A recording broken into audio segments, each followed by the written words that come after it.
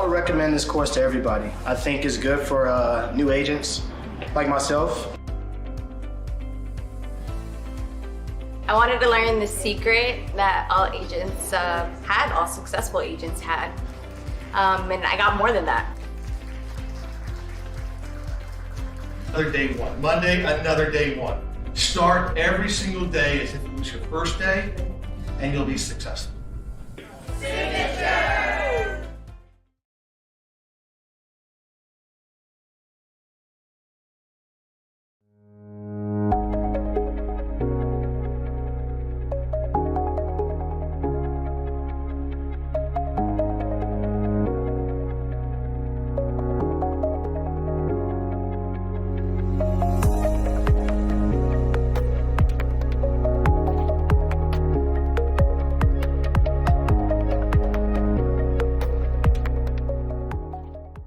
Signature Real Estate Group, and welcome to our special sales meeting here in the Green Valley office. Let's give it up to the Green Valley leadership team for putting this all together. So we did have 2 or 3 people show up on Tuesday. They had an amazing time here at the sales meeting we didn't have, and we invited them back for this meeting for sure. But we have a very special guest. So I want to tell a quick little story about 2011 or 12, I was invited to go to my first Superstar retreat. And I didn't know what that meant. I'd been in business probably about 10 years at that point, and I had heard the name many times, but I'd never been to the retreat. And I went and I watched 5,000 people, being one of those people in 5,000 people, and I had the best real estate conference event I had ever been to. And I learned more about real estate in that 3 days. If I would have just met him 10 years earlier, I would be on my yacht retired right now, but that didn't happen that way. The best part about it was I got invited back the very next year, and I went every year for 7 years after that. And I will tell you, it really impacted my career in real estate. It made me into a manager, where I got into the management side of it because I went to the management retreats as well. And fast forward to COVID, if you guys remember, who here attended my state conference in 2020 remotely? Just my mother in the back. That's good. I appreciate all of you guys participating. That's great, thanks. I will tell you that the best keynote event that I've ever participated in was when Mr. Mike Ferry himself took part in that conference. It was absolutely fantastic. So we've got a special treat for you today. Let's give a warm welcome round of applause for Mr. Mike Ferry. Thank you, sir. You should be live.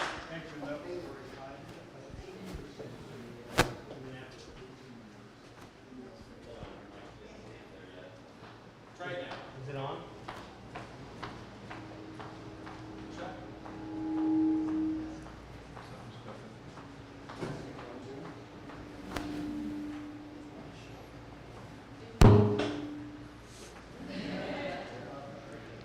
Testing 1, 2.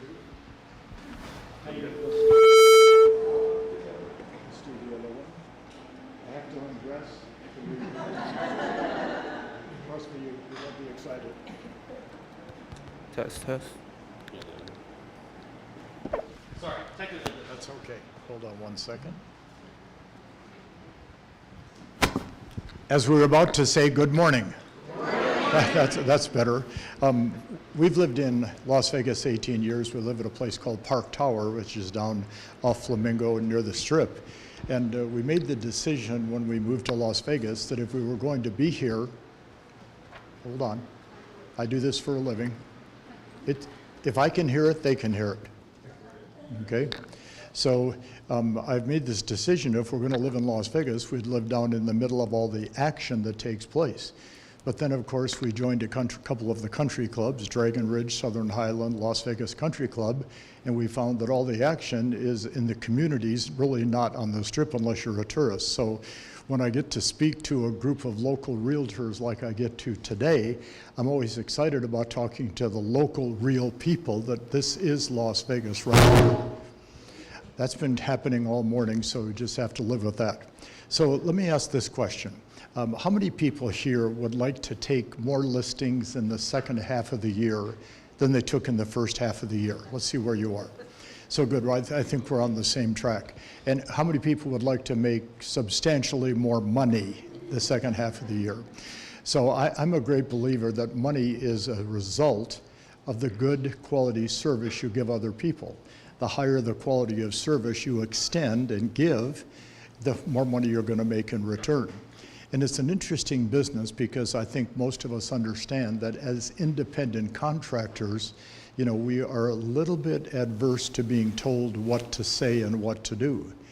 And when somebody like myself or the ownership team or Brandon stands up and says, say this to get more listings, we can either accept it or we can reject it. And in most cases, we reject most of the ideas that are being done. And the proof of that is the fact that per NAR, which, don't get mad, stands for non-active realtors. Okay? Well, I mean, 62% of the realtors last year did not do one deal. 62%. That's of 1.7 million real estate agents did not do a deal. And of course, I always wonder, you know, they work 25, 30, 40, 45 hours a week. They work 40, 42, 44 weeks a year, and they never do a deal. And I always say to myself, how do you do that? Because it's nearly impossible unless you are what we refer to as a secret agent, going in disguise as something, we just don't know what it is. So the majority of the agents that I get to speak to want to make more money. They want to do more deals. I was doing a seminar in Mobile, Alabama, and it was a very interesting crowd. We had about 800 people for 2 days, and in the first morning of the seminar, I said to the group, how many want to make more money? All the hands went up. Then I said to the group, does anybody really have any conflict in making substantially more money than they've made in the past? And one of the ladies said, well, what do you mean by conflict? Well, when you start making a lot of money, it takes you out of your comfort zone. And you have that fear that you many times cannot repeat it time and time again. So I said to the group, to make a lot of money, improve the quality of your sales skills, which improves the quality of the service you offer, which pays you more money in return. And when I said that, a lady in the audience put up her hand, and I said, yes, ma'am, what is it? And she actually said out loud in front of this whole audience, I want you to know that I did not go into real estate to make a lot of money. I said, why are you in real estate? And she actually said out loud, I'm in real estate because I love people. That is sick.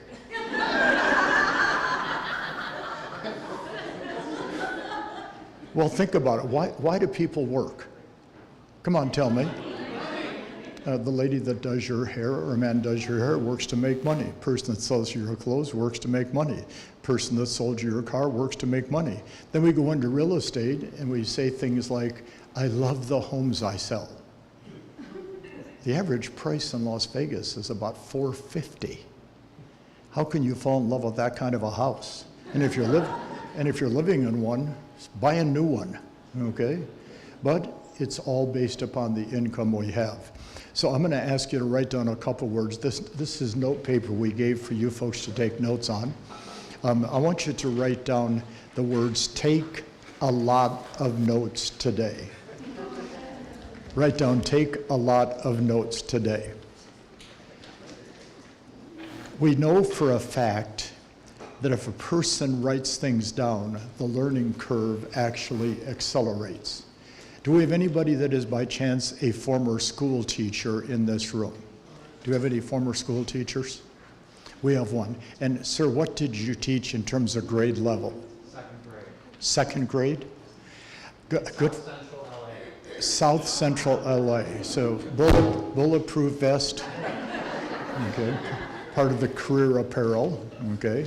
I went to San Jose State College. I grew up in Orange County. And I went to San Jose State, and my major was education. I wanted to teach kindergarten or first grade. I've achieved my goal. I work with real estate agents every day, all day long. But the school teachers know that when a student writes something down, it accelerates the learning curve.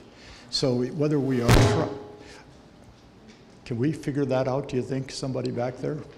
because that's about every 4 minutes. So whoever has the handful of bombs that are being thrown at us. So if you think about it for just a minute, you go to a seminar to hopefully improve the quality of your business. And you can speed the process up by taking notes. I want you to write down number 2 below take notes. I want you to write the word participate. Participate. I never realized that I'm one of the only speakers that does the work I do that allows the audience to get involved, ask questions. If you have an opinion, give me the opinion. If you're not clear on something I'm saying, raise your hand and I'll try to re-explain it so it's understandable for all of us. But participation is, to me, a vitally important part of the learning process. I used to be in a mastermind group with Danny Kennedy, Tommy Hopkins, Floyd Wickman, and myself. And we would meet 4 times a year, and all 3 of these people would say to me all the time, Mike, it's so weird, you let people get involved in the seminars. I said, well, of course, they're there to learn, and the more we can engage each other, the better chance we have of learning. So if you have any questions today, please raise your hand. But then third, I want you to write down the word fun, F-U-N. Because this is one of the highest stress points we've ever experienced in real estate. Who in this room has been in real estate a long time? So, ma'am, how long? 35 years. 35 years. And the lady in white? 40-some years. I started at age 18. I'm 78. Let's see. 28, 38, 48, 58, 68, 78. Have to go to 2 hands, okay? So I've been involved for 60 years. I've been speaking full-time. This is my 49th year speaking full-time as a profession, doing seminars, workshops, etc. I've done 7,400 seminars, I'm told. I'm told I've spoken to 3.5 million real estate people in my career. So one thing I've discovered is the market goes up, the market goes flat, the market goes down, and when it's going straight up real fast, there is a certain amount of stress that takes place. When the market's going down, which has been adjusting downward, as most of us know here in Las Vegas, I think we're probably down 40 to 45% transaction count at this point. When the market's going down, there's going to be a lot of stress. And the magical answer to stress is laughter and having fun. But it's hard to have fun if you don't make any money. So the problem we have today, at least I have as a speaker, because of social media and whatever this woke generation thing is all about, speakers like myself can't tell jokes like we used to. Because I have 1,000 jokes that I've learned over the years, and you just can't tell them because somebody wants to get mad all the time. So my staff, we have an office down on Buffalo at 215, and my staff has said, okay, of all the jokes we've listened to, there's one you're allowed to tell. Do you want to hear it? Yes. It's funny. It really is. So an 86-year-old couple in Chicago, Illinois, made the decision to take a couple weeks and drive from Chicago to Milwaukee in the fall to watch the changing of the colors. And, they've been married 60 years. They're a little cranky with each other. They kind of back and forth. And they stop to get some gas, and a young man walks up and says, "Can I help you?" And the old man said, "Fill it up." Well, the old lady said, "What did he say?" And the old man said, "I told him to fill it up." Well, the kid's washing the windows and said, "Where are you folks going today?" And the old man said, "We're going up to Milwaukee to watch the changing of the colors." And the old lady says, "Well, what did he say?" He said, "I told him we're going to Milwaukee to watch the changing of the colors." Well, as the kid was collecting the money, he said, "Sir, I want to tell you something very personal. I had the worst sex of my entire life one night in Milwaukee." And the old lady said, "What did he say?" And the old man said, he said he thinks he knows you.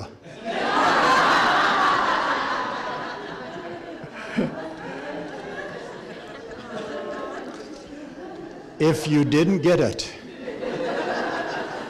we have a new set of problems, that's for sure. So what we're going to do today is we're going to look at, is there an opportunity for us to take more listings? Everybody knows there's an inventory problem.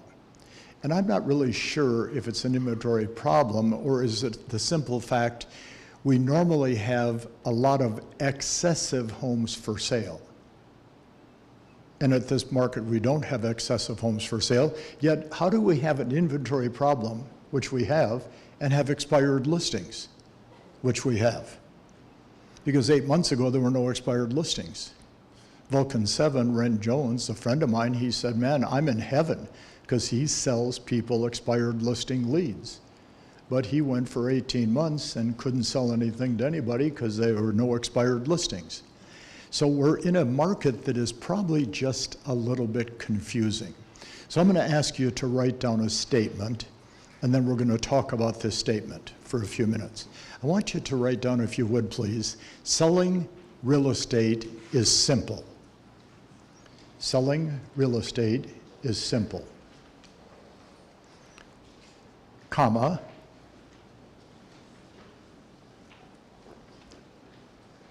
It's just not easy. Selling real estate is simple, comma, it's just not easy. So you look like most of you know each other. So let's participate by looking at this question. Why would we have an industry where we have over here people that want to buy and people over here that want to sell? And most agents can't do a deal. Doesn't even make sense, does it? There's going to be 4.7 million real estate transactions this year in the US. If you go back for the last 30 years, 4.5 is a perfectly normal year. 2021 was abnormal. We had 6.2 million.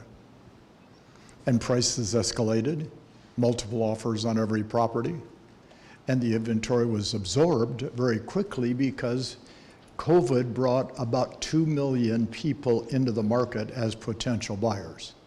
So that access that you and I acknowledge disappeared. So my question has always been the same. Is it really a shortage, or do we just not have enough agents working on taking listings? And I really believe, doing the work that I do every day and have for 49 years, the problem is right there. And what causes this problem, and nobody likes my response to this, is the advent of teams. Because prior to teams, the top agents were listing 25, 50, 75, 100 homes a year. When they got bored with that activity, they started hiring buyer's agents and removed themselves from the listing process. And as the team gets bigger, the head lead agent does less and less transactions because they're taking on a leadership role. And that role is very important for the future of the team. But then you're going to be buying leads in almost every case from Realtor.com, from Zillow, et cetera. And those leads are 99% of the time buyers, not sellers. So we are, as an industry, shrinking the inventory on purpose and not even knowing it. Interesting, isn't it? So people say, well, are you against teams? No. But if you're going to have a team of 3, 4, 5, 6 agents, half of your agents should train to be listing agents. Because otherwise we are going to have a worse problem a year from now than we have today. Does that make sense, yes or no? Yes.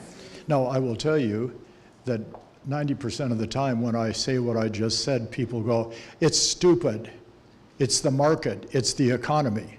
No, it's the activities of agents that are causing the inventory problem. So think about this. Selling real estate is simple, but it's not easy. And then if you look at the question, why is it not easy? Who can help me with that answer? Why is it not easy? There's buyers and sellers in the market right now, yes or no? Yes. There's going to be 4.5, 4.6, 4 million sales this year. If you look at the last 30 years, that's the normal year. Why is it so difficult? Please? It takes work to list property, okay? There's no question. Remember, buyers are looking for an agent, sellers are not. Sellers in most cases have already decided when they discuss selling their home who they're going to list with, and then occasionally somebody like us interrupts that conversation and becomes the second presentation of the seller or the third presentation of the seller, and because of the strength of our company and what we do, we get that listing. That takes a lot of work. Why? Anybody got any thoughts? All right. Sorry, I couldn't hear. All right, because of the types of activities we're involved in. So when I started in real estate, the first 5 or 6 years, I worked at a title company as a sales rep. It was at that time called Orange County Title, which is today First American Title. So, you know, I was exposed to real estate agents every day, and then I decided to get into real estate for myself. And it was so interesting because I worked for a broker named Patrick McVeigh, who had a very, very tiny little company in Huntington Beach that did an enormous volume of business. So I said to Patrick on my first day, I'm brand new, what do I do to succeed? And Patrick, in a perfectly straight face, and telling me what he believed to be the absolute truth, said the following: what I want you to do is talk to 100 people a day, 5 days a week for your first 3 months, and you will succeed at a high level. I said, Patrick, is that what everybody does? He said, yes. He lied. He lied, didn't he? Say yes. Yes. But I didn't know he lied, so I went out from 8:30 to 4 in Huntington Beach, Fountain Valley, Westminster, and knocked on doors all day long, and that's all I did. And then each week I would report my numbers to Patrick. So after 90 days, Patrick calls me in the office, and he's got a big smile on his face, and I said, what's up, Patrick? He said, well, you're the agent of the month and the agent of the quarter, and you're the rookie of the year. I said, Patrick, this business is awful. I said, I talked to 6,000 people. And I'm telling you, folks, if you want to lose weight, go do that job that I did, knocking on doors for 8 hours a day, because you're going to lose weight.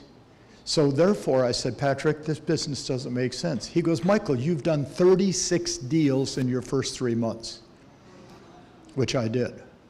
I said, but Patrick, 5,964 people did not buy from me. What did I do wrong? He said, I don't know, you better do it again.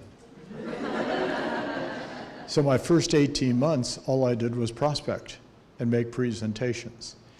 I closed 191 listings sold in my first 18 months. Don't tell me it can't be done. Tell me you're not willing to do it, which I accept. But see, remember, we were selling homes in Huntington Beach, Fountain Valley for $25,000, $26,000. And you got a nice home for $25,000, $26,000. And we had to all charge 6% at that time, and then you got 3% as the listing agent, but the broker would not allow us to get paid more than 50% of the commission, so the average commission check was $350. And I had Matt and Tom and Michelle, my 3 kids. They were like 7, 5, and 3, and we had a beautiful home in Huntington Beach, and we had nice cars. I had to make a lot of money. Do you need more money? Oh, I guess most of you don't. So we'll do it again. Who needs more money? Well, okay, let's think about this.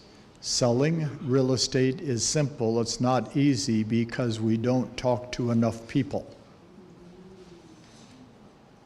We don't talk to enough people. It's not complicated. It's not brain surgery. The only difference between myself and possibly some of you is I spent virtually 7 hours a day talking to people. That's all I did. Now, question. Do you think anybody within 5 miles of this location will sell their home today? I can't hear you. Yes. Will anybody list their home for sale today? Yes. Are they going to call you? No. Are you going to call them? Yes. Be careful, it's being recorded. Okay. We can get you later. So here's what's interesting. We don't talk to them, they don't talk to us, somebody else gets the deal. Doesn't even make sense. So obvious question, if we're going to become a better listing agent, is we have to talk to people. There is one primary reason we don't prospect. Who can tell me what it is? Fear of rejection. Okay? If you at some point in your life want to master rejection, do the work that I do. Because in most cases, maybe 10% of the people that I speak to will do something I suggest. So I'm looking for the 10%. But what about the rest of us? That's your problem. But the fear of rejection is a real fear, which doesn't make any sense to me, because if you are living life as a normal person, you're being rejected every day. Outside of real estate. All right, watch this example. Who in the room is married? Raise your hands real high. Does your spouse always do what you ask? That lady's shaking her head no pretty hard. So, you know, your spouse rejects you. You don't say, well, I'm getting divorced because you didn't want to go out to dinner. It's in the normal day-to-day conversations, we get rejected all the time. How many people are single? Raise your hands real high. You really understand rejection. You guys could teach courses on rejection. How many have kids? Oh, they always do what we ask. So the truth is, we're used to rejection. Your first name is? Sarah. So Sarah decides she's going to go knock on doors. So she knocks on a door. My name is Sarah. I'm with Signature Real Estate. Do you want to sell your home? They say no. She has a big smile on her face. She goes to the next door. My name is Sarah. I'm in real estate. Do you want to sell your home? No. Okay, she goes to the third door. My name is Sarah. I'm in real estate. Do you want to sell your home? And they say yes. She says, you're kidding. They never told me you would say that. I'm going to the fourth door. Keep right on walking. Folks, we walk and drive by more business than we could ever do. So the hardest part of real estate is stopping and talking. I mean, think about it. All right, let's take a different approach, because I don't think the message is getting through yet. I want you to write down, listing agents are the employers. Listing agents are the employers. And selling agents are the employee. Okay, listing agents are the employer, and the agent selling the home is the employee. Well, Mike, why would you say that? Well, first of all, in real estate, we have to have inventory to make sales. So watch the logic that Mike Ferry brings to the world. If we have 4.5 million sales this year, don't we have to have taken 4.5 million listings?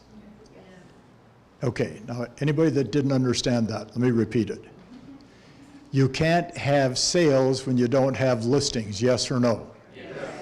So if we have 4.5 million sales, we have to have 4.5 million listings. So somebody is listing, somebody is listing. I think this is a sign they're going to shoot me. Okay. Okay. So somebody is listing a lot of homes for sale on a regular basis. We just want you to participate in that at a higher level. And yes, it is hard work, no question about it. Because think about this. You have a qualified, motivated buyer show up Saturday morning at 10 o'clock. You've lined up 3 or 4 homes to show. and you start the showing process at 10:30. And by 4 o'clock, you've shown the 4 homes, done the best you can to get them to buy. What are the odds of them buying a home from you as a total stranger, even though you've pre-qualified 100%?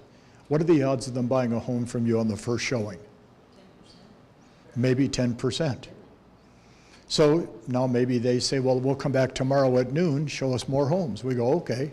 Now we'd prefer to be with the family Sunday afternoon, but you know, average price in this property that they're looking at is $600,000, and average commission $8,000 to $10,000, and we're all on a 120% split.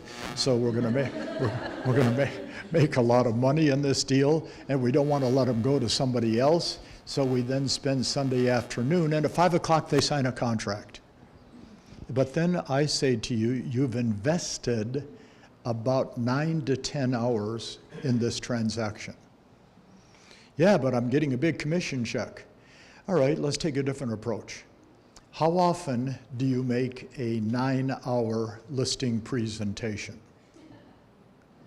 And as that young man just went, it never happens. So you have to be more precise, more scripted, more dedicated, much more disciplined if you want to be the employer. Generally speaking, does the employer make more money than the employee? Yes.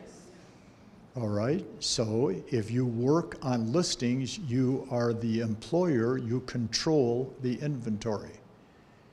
If you're working with buyers, you are subject to an employer having an inventory. So do you want to be in control of what takes place in your life, or be at the mercy of somebody else at all times? And I can see by the nod you and I are communicating, which I appreciate. Okay? So let's write down this thought, and this thought is as old as dirt. Okay? Listings are the name of the game. We all know that to be a fact. Listings are the name of the game. But let's add a twist to that particular thought, which I started twisting around about 5 years ago. Listings are how we stay in the game. Listings are how we stay in the game. So the question is always the same.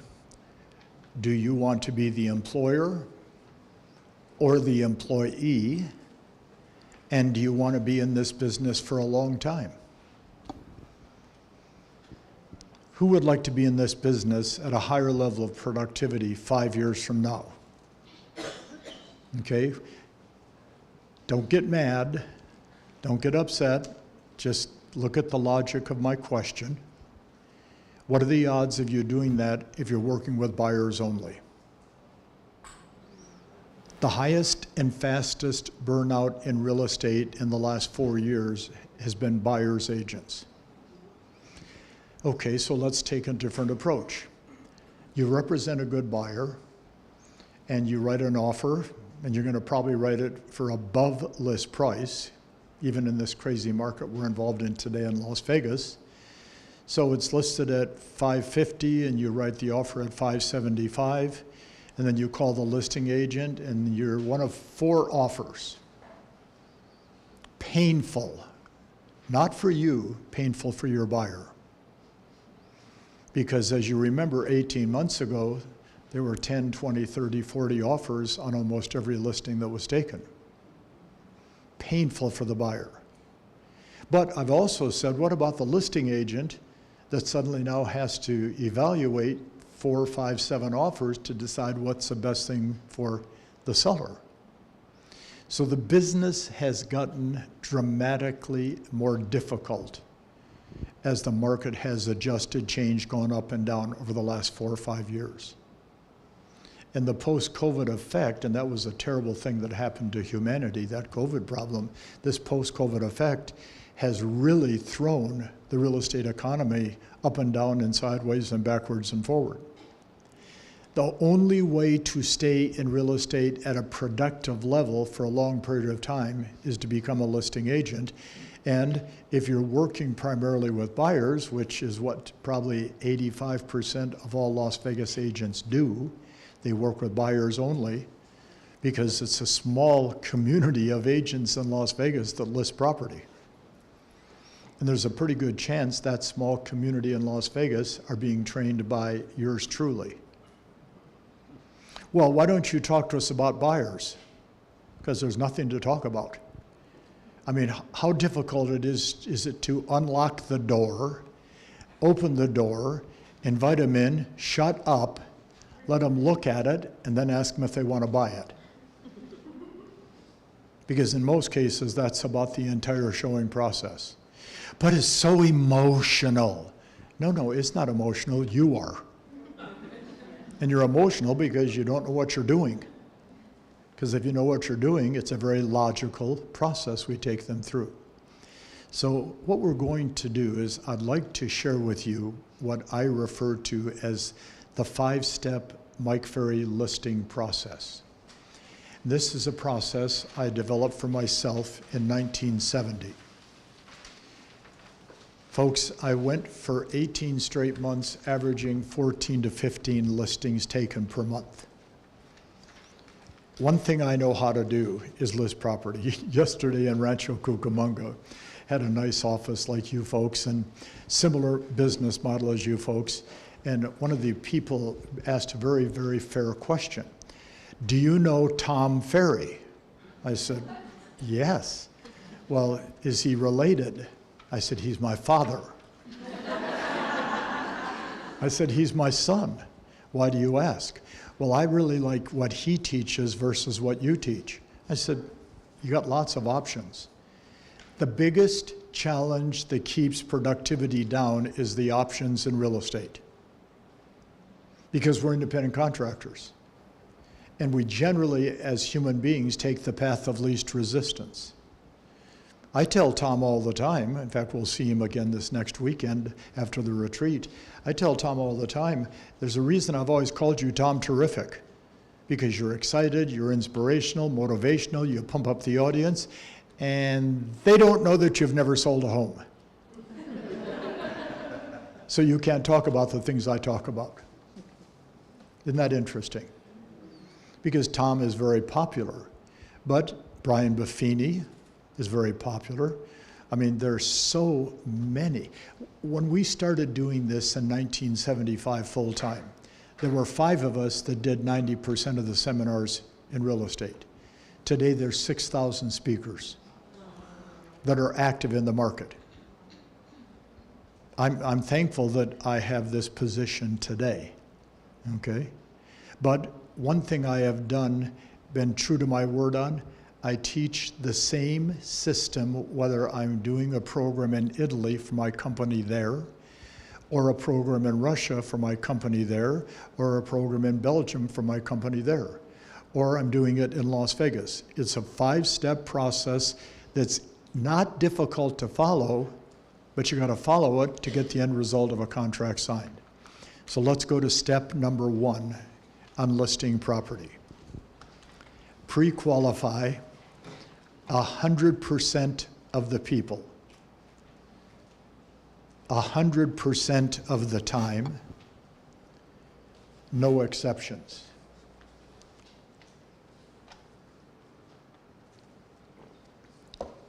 Pre-qualify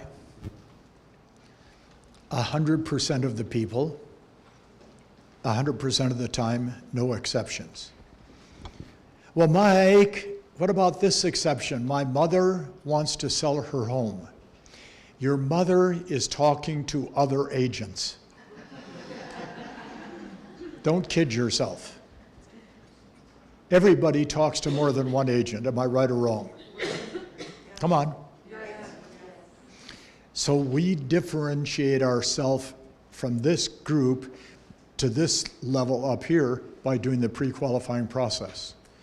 So if you want the pre-qualifying questions, just go to mikeferry.com, press the scripts button, and the pre-qualifying questions are all there for you for free.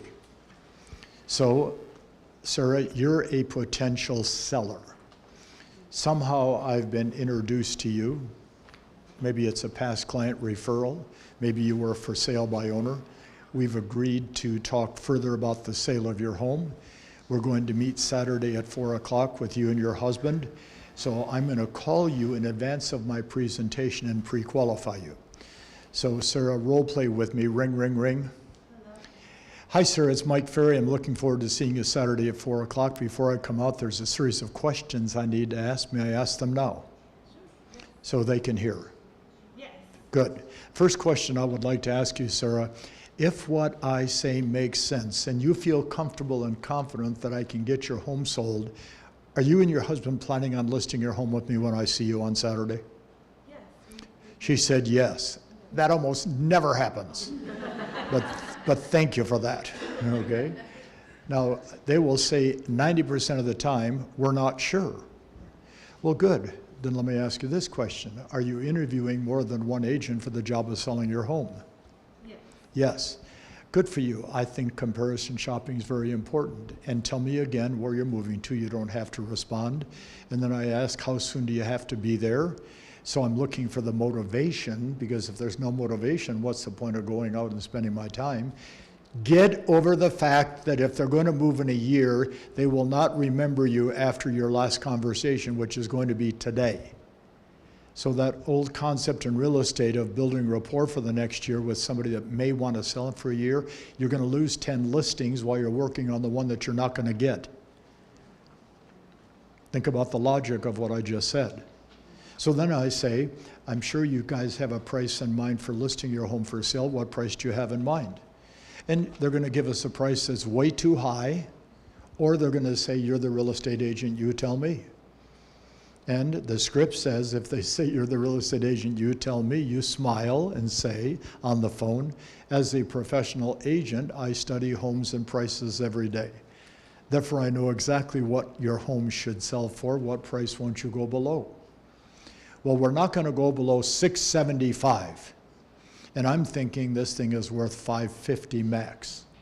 So I already know what my objection is going to be on the listing presentation, yes or no? Yes. And then I ask, what do you owe on the home?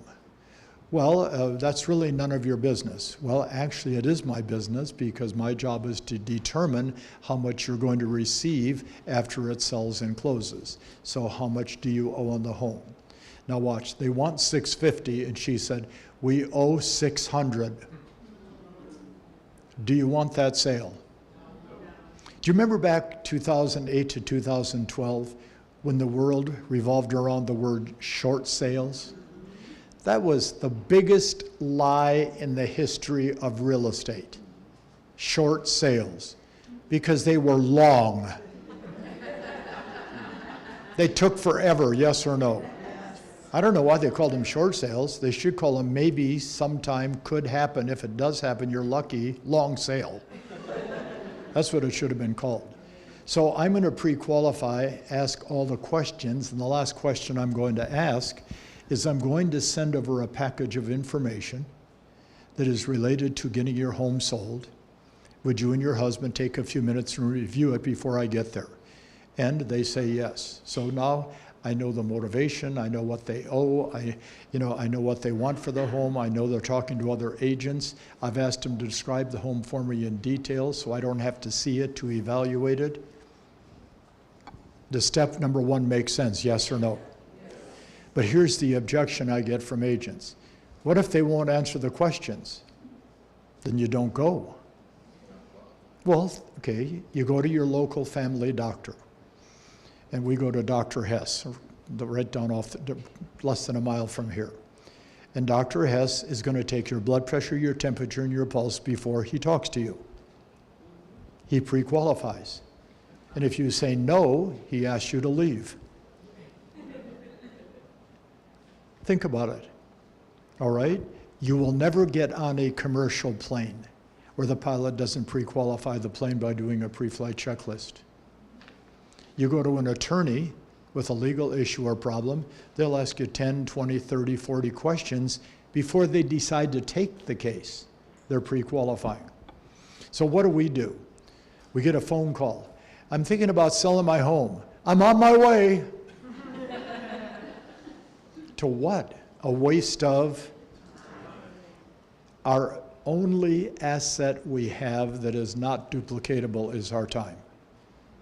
Now, folks, I'm looking around the room. It's a little hard to see the back because that big light is pretty glaring in my face.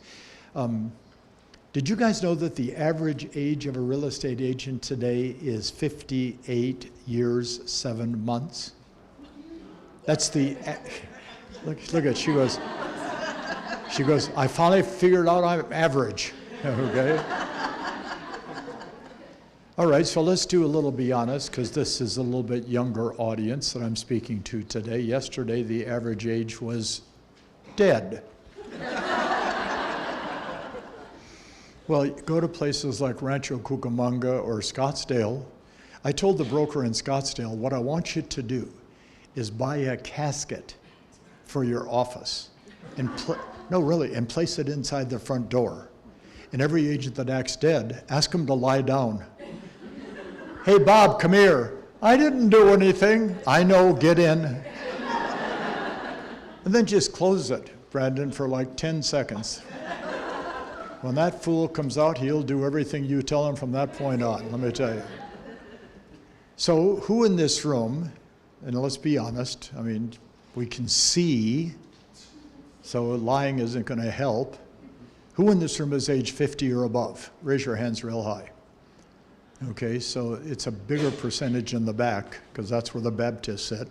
Okay, okay. Got the Catholics up here in the front, okay.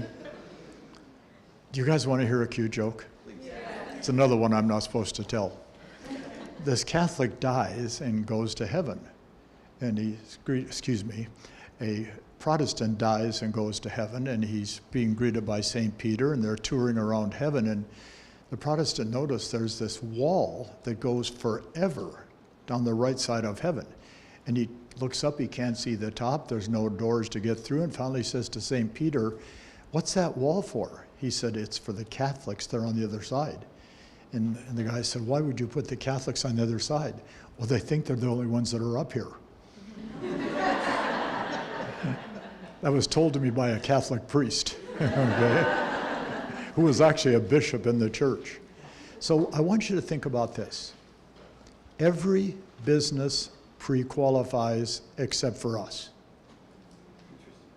And if we are 50 years of age, which about 45% of you are or above, is it easier or more difficult to change your habits?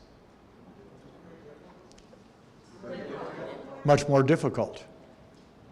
So therefore you say, I don't like this pre-qualifying stuff, I'm not going to do it. The only person you're hurting is yourself. So let's go to step number 2 in the Mike Ferry listing process. Step number 2.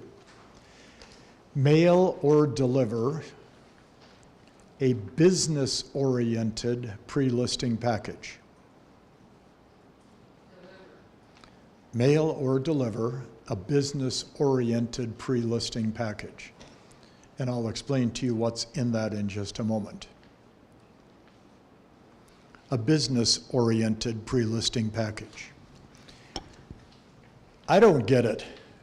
About 20 years ago, our industry just went nuts. And they went nuts because they think that everybody that we ever will see in our life wants to see a picture of us. Because we put our picture on everything. What the hell's the matter with you? Do you not have a mirror? Look in the mirror. And then you're going to paste that all over everything? And then what's worse, you use your high school picture. And then you show up. And they open the door. Oh! Oh my God, she sent out her mother. That's a true story. I was doing a program for CB probably 60 days ago down in Florida. We had 400 people in the room, and we had a lady sitting in the front, like many of you, very professional and probably in her early 60s. And we were, engaged back and forth talking. She was asking a lot of good questions, and I actually said to her, you know, you're the kind of client we would like to have in my company. Do you have a business card? And she said yes, and she handed me the card, and I'm continuing talking to the audience, and I looked down at the card, and I stopped, and I went, what happened? Because she had used a picture from like 25 years ago on this card. That would be called fraud. Yes or no? So it's harder to change habits as we get older. So when I say mail or deliver a pre-listing package that is business designed, I'm going to put in my package what I want. And I don't care what you say. Okay. Folks, I average 15 listings a month for 2 straight years. I've got 2 agents that work here in town in Summerlin. One is 33, one's 35, and they both average 8 to 9 new listings a month. They've done that all this year.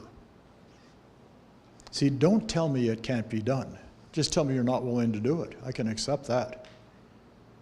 But if you want to do it, do we have to change our behavior, yes or no? Yes. So in a pre-listing package that I used to use, that I would recommend, you put a completed CMA with the suggested price. And that's the hardest step. Because you and I both know they want this price, and our CMA shows this price. Well, Mike, if you put the list price on the CMA and you send it to them in advance, they're going to get mad. I understand. I prefer that when people get mad at me, they get mad at me 24 hours in advance. Everybody say why? Because they can't stay mad for 24 hours. They see the price on the CMA. Did you invite this guy out? What in the world were you thinking about? He's never even seen our home. And our home is so much nicer than what he's telling us only $550, and we know it's worth at least $100,000 more. I'm not sure we want to see this guy. Those are real conversations. Sorry, dear. Yeah, sorry, dear. But then number 2, I'm going to send out a net sheet which includes all the selling costs, including my commission. But I'm going to figure out the net sheet at my price, not theirs. So they're going to see the commission, and they could react to that. And they very often do. Third, I'm going to send out the disclosure statements. Some of you that have been in the business a long time, 30, 40 years, here is a 1970s disclosure statement with the seller. Anything wrong with your house? Nope. Okay. And that was the disclosure. Today it's, you know, pages and pages and pages. And are you actually going to try to read those to a seller during a listing presentation? Don't. Because first of all, we don't even understand the legalese it's written in. And it would take 2 hours to really discuss every point in the disclosure statement. So I put a yellow stickum on the disclosure statement. It says, please review and sign before I get to the house. And if I get to the house and they've signed the disclosure statements, I'm getting the listing. But then letter D, put in a completed listing contract, filled out 100%. Your price, your commission, everything that you would expect this if it was a perfect listing. And then letter E, if you want to put in a promotional piece that would be a sample on a listing you would take, or something the company provides, fine. But that package needs to be in their hand 24 hours in advance. Now, I know what some of you are thinking. When they see that package, they're going to call you and cancel the appointment. Maybe 1 time out of 100. So let's go to step number 3 to handle that situation. Step number 3, yes, question here first. Some type of a promo piece on the company or on a listing you've taken in the past. So, you know, they all want to know if you're going to produce a flyer, so send them a sample flyer. Okay? So step number 3 is the hardest one for agents to follow. Call back and confirm they've read the package. Call back and confirm they've read the package. And I will tell you from experience, the tonality of the prospect will tell you if they've read the package. So I call back a couple hours before my appointed time to be there, and Sarah answers the phone. Hi, Sarah, it's Mike Ferry. Did you have a chance to read through the package? And she responds with, yes, we did. Wow, it sounds like there's a problem, Sarah. Well, you have not even seen our home, and you priced it at $550, and our home is nicer than the neighbors, and we're wondering why we're even going to waste our time talking to you. Well, first of all, I want to say thank you. For what? For being so honest. I appreciate that. Let's do this. The moment I get to the house tomorrow at 4 o'clock, the moment you open the door and I step in, let's stop right there and see if we can figure out a fair price. And if we can't, I'll leave. How does that sound? All right. Anything else in the package that bothered you? Yes, your commission. What bothered you about my commission? You wrote down 6%. We can go higher. Well, can we go up? I just never wanted to go down. So I would say that. She said, well, the person here last night said they would do it at 4%. Wow. Once we discuss the price, let's stay right at that front door and talk about commission. And if we can't agree on a commission, I'll leave. All right. Now they've given you their 2 final objections. You haven't even gone to the presentation yet. How can you ask for a better deal than that? And I will tell you for a fact, never once did we stand at the front door and discuss price and commission. But that overcame the challenge they had of not wanting to talk to me. Questions about the first 3 steps? Because they're a little harder than step 4, which is show up 15 minutes early for your presentation. Show up 15 minutes early. Because the average agent is 15 minutes late. Mike, traffic. You know, they had to go down the 215 to Rainbow to get to the house. It was all backed up, 15 minutes late. Do you think they care? Come on. Does the seller ever feel stressed before you get to the house? Are you adding to it or subtracting by being late? Is our job to add stress? No. So I always showed up 15 minutes in advance. You know, for the ladies, check your hair, your makeup. For the guy, if you're wearing a tie, check your tie. Take out a copy of the documents you sent out, review them so you can talk about them comfortably. Excuse me. Obviously, you take your listing presentation script if you have one and you review it. And at 5 minutes to, you walk up and knock on the door. I went to the Tommy Hopkins training in 1970 in Scottsdale, Arizona. And Tommy and I had been friends for many years prior to me joining real estate. And the first day of the 2-day training, Tommy said to the group of people in the room, when you go on a listing presentation, you should be in the house at least 2 hours. I raised my hand. Mike, what is it? I said, I want to be in and out in 10 to 15 minutes. You'll never get a listing.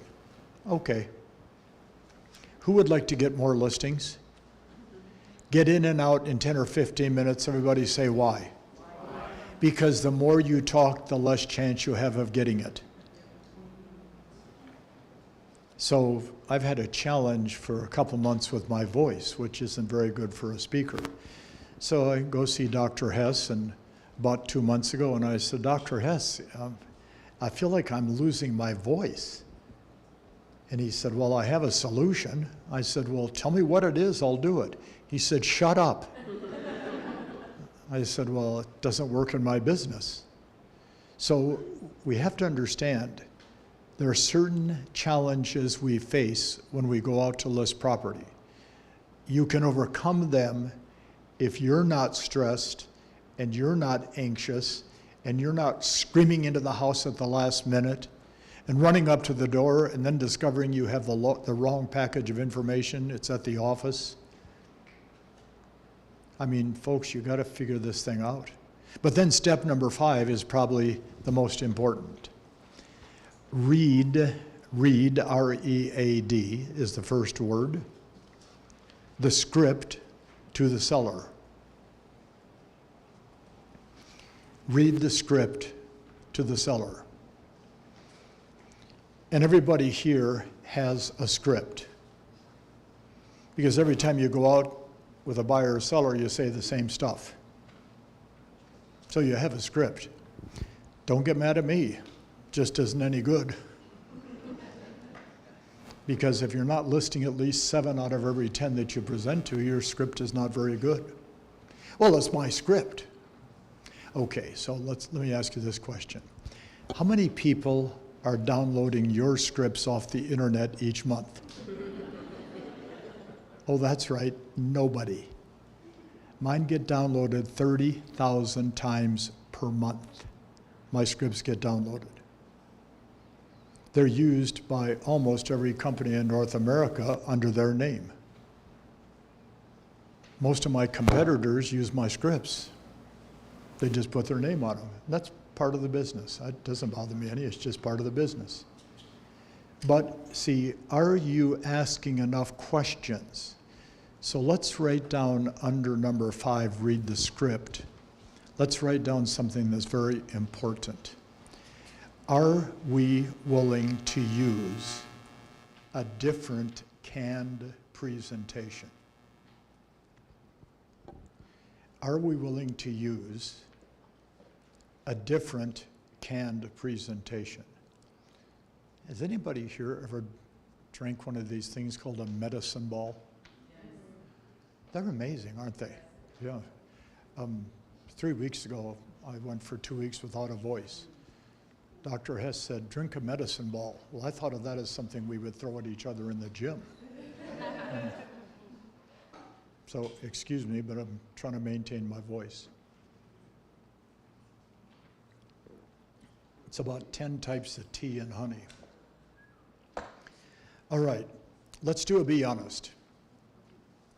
Do we sometimes get upset when somebody like me says, I want you to use a canned presentation?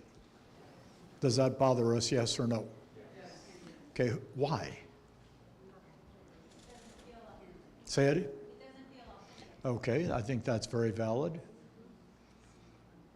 Why? Okay, let's take a different approach. 99% of what we do in life is scripted and canned. When you do your hair in the morning, you want it to look the same way. It's scripted. Well, not you. Okay. Okay. When you comb both of them, right? Sarah, when you put your makeup on in the morning, it's a scripted presentation. You don't get up one morning and say, just today, I'm putting my lipstick over here. It's scripted. You do it the same way every day. Okay, let's take this approach. Ladies, do you remember when you used to cook? It was a recipe. You followed a recipe to learn how to cook, yes or no? Yes. So a pilot follows a script to fly the plane. The doctor follows a script to do the surgery. The attorney follows an exact script when they have somebody in court that they're either trying to defend or put away in jail. Everybody does it all the time, and the school teacher knows that you had a lesson plan that we would follow as a school teacher to teach the kids. So what do we do in real estate? Well, Mike, I just say what's ever on my mind at the time. What if nothing is on your mind? And have you ever been in a situation on a listing where all of a sudden you just were at a loss for words? And for those that are not in their head, I appreciate it because that happens to everybody.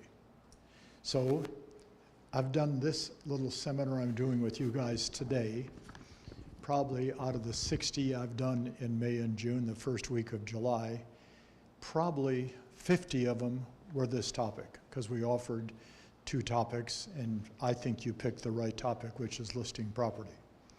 And everything I've said is right on my script. So any questions about this listing process so far? Any questions? Yes, please. Did you ever come across on a listing presentation where the agent before you, if you have a script, said exactly the same thing? Has that ever happened to me? Well, here's what's kind of fun. I developed this material for myself. My broker, Pat McVeigh, asked me to teach it to the agents in the office, which I did. I don't mind sharing. It's common sense. Well, a couple of the agents within a year had left the company and joined another firm, and they were using the exact stuff that I taught them.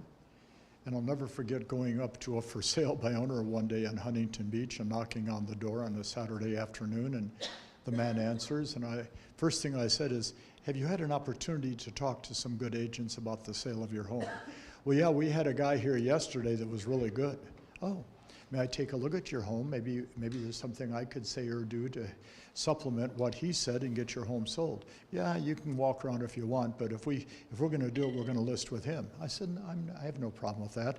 Well, I'm walking through the kitchen, and everything that I had suggested he use was in the kitchen on the kitchen counter.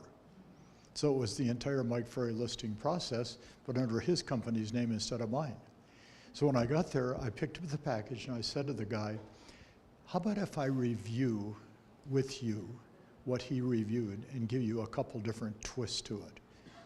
Sat down, I scratched the name off of his listing, put my name in, got the contract signed, and got taken to the ethics committee. And they said it was ethical. They didn't like it, but it was ethical. So yeah, there's going to be times when other people use the same scripts. Do you realize how few people even have a script in our business when it comes to listing property? It's a fair question. It could happen, you could run into it, it's unlikely. So then it goes from scripting to personality. So if two of you use the same script, they're going to then make the decision based on personality. And I tell real estate people all the time, it's important to get one if you don't have one. Well, most real estate people don't have a personality. And we'll talk about that more in a few minutes. Okay, so let me do this. Let me borrow your notes from you for a second. If you're taking notes with the note paper we provided, I would like you to go to this page. Okay? And if you go to this page, it will make what I'm going to ask you to do a little easier. If you go to the front page, then you have easy access to the last page, which I would ask you to tear off.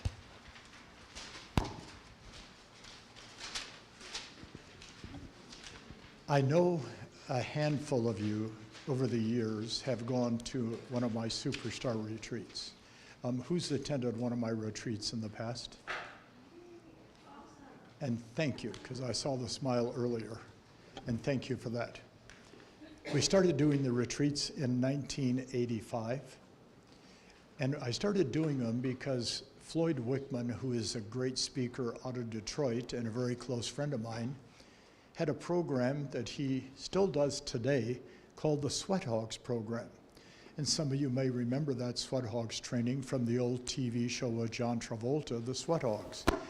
And Floyd's goal was to take the worst people in real estate and spend 4 days and make them better.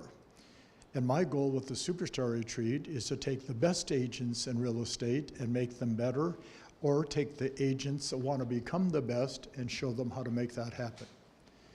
So we've been doing our Superstar Retreat here in Las Vegas for the last 18 years because we moved here physically. And the last 2 years, we've used that beautiful new Caesars Forum Convention Center. And we were talking, Byron and I, earlier today, that there's really nobody that can attend our retreat for less money than Las Vegas agents. You don't have to go to the airport, get on a plane and fly 4 hours. You don't have to rent a hotel room. You don't have to be eating 2 meals a day someplace when you're away from your family and home. And yet, the lowest turnout we have for the entire retreat is the turnout from Las Vegas. Isn't that interesting? But I've done some research on it, by the way, and guess what I found out? About 17,000 agents in the Las Vegas Board of Realtors. So far this year, 62% haven't done a deal yet. 62%. So the company made a big decision. Brandon made a big decision a couple weeks ago to join a program that we have for companies. And it's called the Elite Brokerage Program. And there's a whole bunch of benefits for Brandon and all of you. But one of the biggest benefits for people that are in the Elite program is you get to attend all the Mike Ferry events at 50% off. And these people are paying $450 to buy a ticket, and as an Elite agent, you would pay $225. And I told Brandon this morning, this retreat is next week. It is short notice. So I'm going to discount the price to what it costs me to put you in the room. We're going to have 3,500 people there, and my raw cost is $1.7 million to get those people in that room each year. So I'm going to discount the price to $125 each if you want to go to my retreat next week. Fair enough? Thank you. So if you want to go, fill out the paperwork, hand it to me. If you don't have a credit card and you want to pay by credit card, fill it out. Anna will call you later today or tomorrow to get your credit card. Security reasons, people many times don't want to give their number out. But fill out the name, address, phone number, email, and let's get you registered. And I will share with you, we open the doors at 8:30. If you show up at 8:30, you'll be sitting in the last row. Okay, because they start lining up about 5 o'clock in the morning. These people are aggressive real estate people from all over the world. And we have people coming from all over the world. The only place we don't have a big crowd is Las Vegas. Interesting. So this young lady had a question. Good. You're all set? Good. So if you would like to, I'll give you the agenda. Tuesday, I'm going to cover to start what are the causes of the inventory shortage and what are the solutions. And I've identified the 6 primary causes. And that's because I get to talk to all these great people all over the country. But the second half of day 1, I've pre-printed in the workbook, so you don't have to take any notes, 100 separate thoughts on how to become more productive in the next 12, 18 months. The entire retreat is worth that one segment. Day 2, I'm going to cover how to develop customers for life, and I'm going to cover about an hour on how do you build a team and still become a strong listing agent, which this audience, not meaning this audience, our audience has a big interest in that. Day 3 and 4, I'm going to go through a 25, 50, and 75-point plan for each of those 3 numbers for listings taken in the course of a year. And I'm going to give you 15 or 18 points you should follow to get to 25 or 50 or more listings taken. So if you've never been to one of our retreats, it is a lot of information. I mean, it's a lot of information, and we do it very fast. If you really want to participate, because we probably will have 2,000 people show up this weekend to be part of the Las Vegas experience, and then Monday we're off, we have a bonus day Monday afternoon from 1:30 to 4:30, and I have 6 agents that are very productive, going to each make a half-hour presentation, and usually we have about 1,000, 1,500 people at that bonus session, which for you guys, drive over, attend, come home and have dinner, and then we'll see you the next morning. Questions about the retreat? Questions at all? Anybody think they may want to attend? Good. Well, that's great, thank you. So fill it out, give it to me, and then I'll do something else at the end. Is that a question? Yes, please.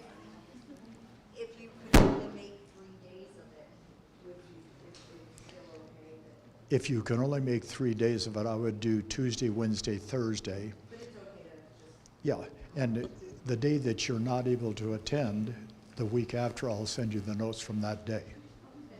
Okay? Because it does happen some, especially with the local people. Yes, question? What is this bonus day? That's what I just described for Monday. Monday is a bonus day, and if you're available, you should be there. Yeah. I have a question. Yes, please. I have a listing presentation on Wednesday. Hold on. Say it again. I have a listing presentation. Speak up. I have a listing. You have a listing presentation Wednesday. So I can't really go, can I? But I'd like to attend. Well, go, sign up, go to the days you can go, and I'll give you the notes for the day you miss. Yeah, because it's all pre-written and yes, ma'am. Is there a description of it on your website that I could give other? Say, Is there a description of it on your website? yes, Of the class? but what I just said to you is a better description than this on the website. For other agents that aren't here Well, today, right now? Or that I can text them? yes, just go to MikeFerry.com, press the button for Superstar Retreat. Good, yes, question? Does this work for commercial real estate too? Can't hear you. Does this work for commercial real estate too? We have about 10% of all of our clients are commercial agents. We have a couple coaches that are commercial coaches for us. We ask you to take the word house out and put building in with the scripts. Now there's some adjustments because people that sell commercial know it's much more an analytical, non-emotional transaction than selling a house. So thank you. Yes, please. For the bonus day, how early should we arrive? Say it again. For the bonus day, how early should we get there? It starts at 1:30. If you get there by 1 o'clock, what we do is we're going to have 4 separate rooms with 250 chairs in each room. We'll ask you to pick one room, sit down, and then we'll rotate the speakers so you don't have to get up and move. Okay? Thank you for asking. Okay, so let's take a little 10-minute break. They still have some snacks. I'm sure there's restrooms someplace or there's a tree close. And we'll see you back here in 10 minutes.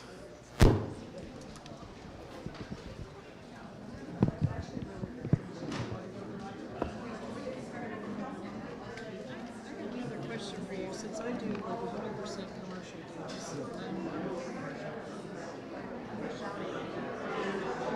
is that the same thing, the door knocking, except you're going into the businesses and talking to them?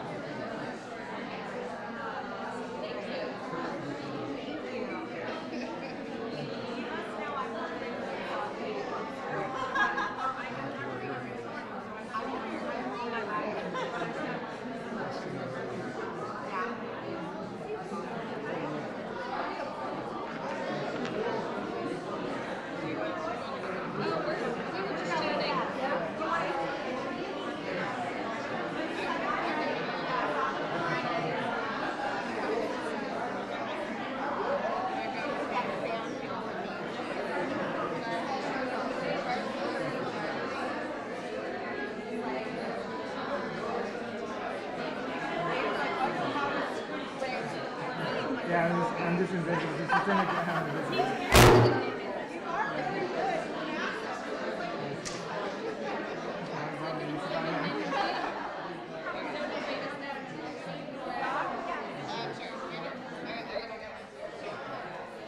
Testing, testing. Test, test.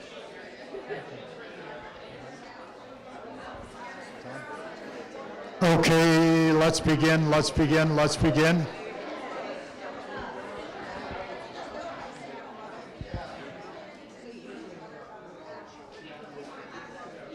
Thank you.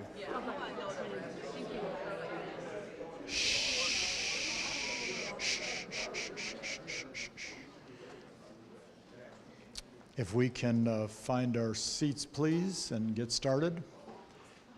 While we're waiting for the drifters to come back, any questions that I can answer for anybody?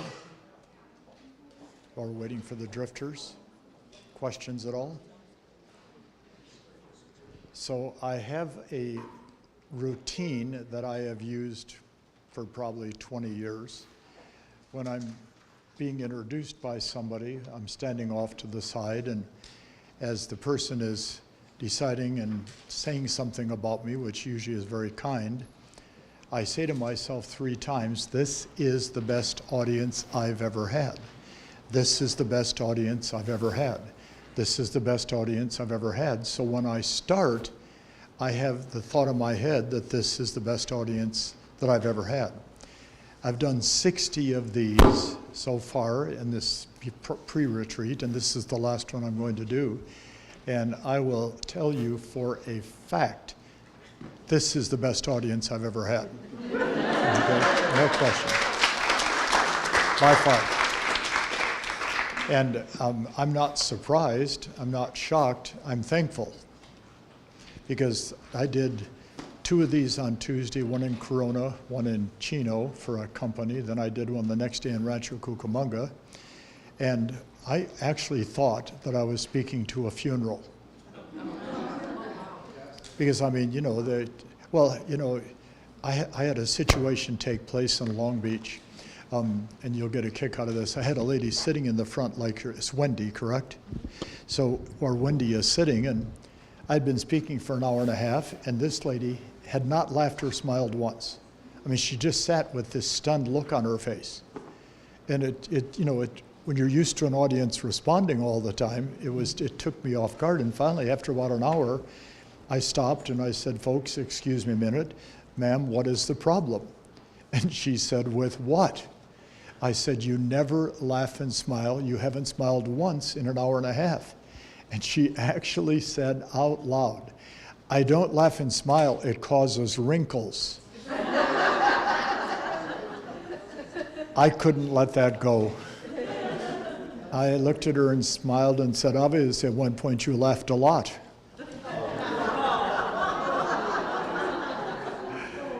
And I said,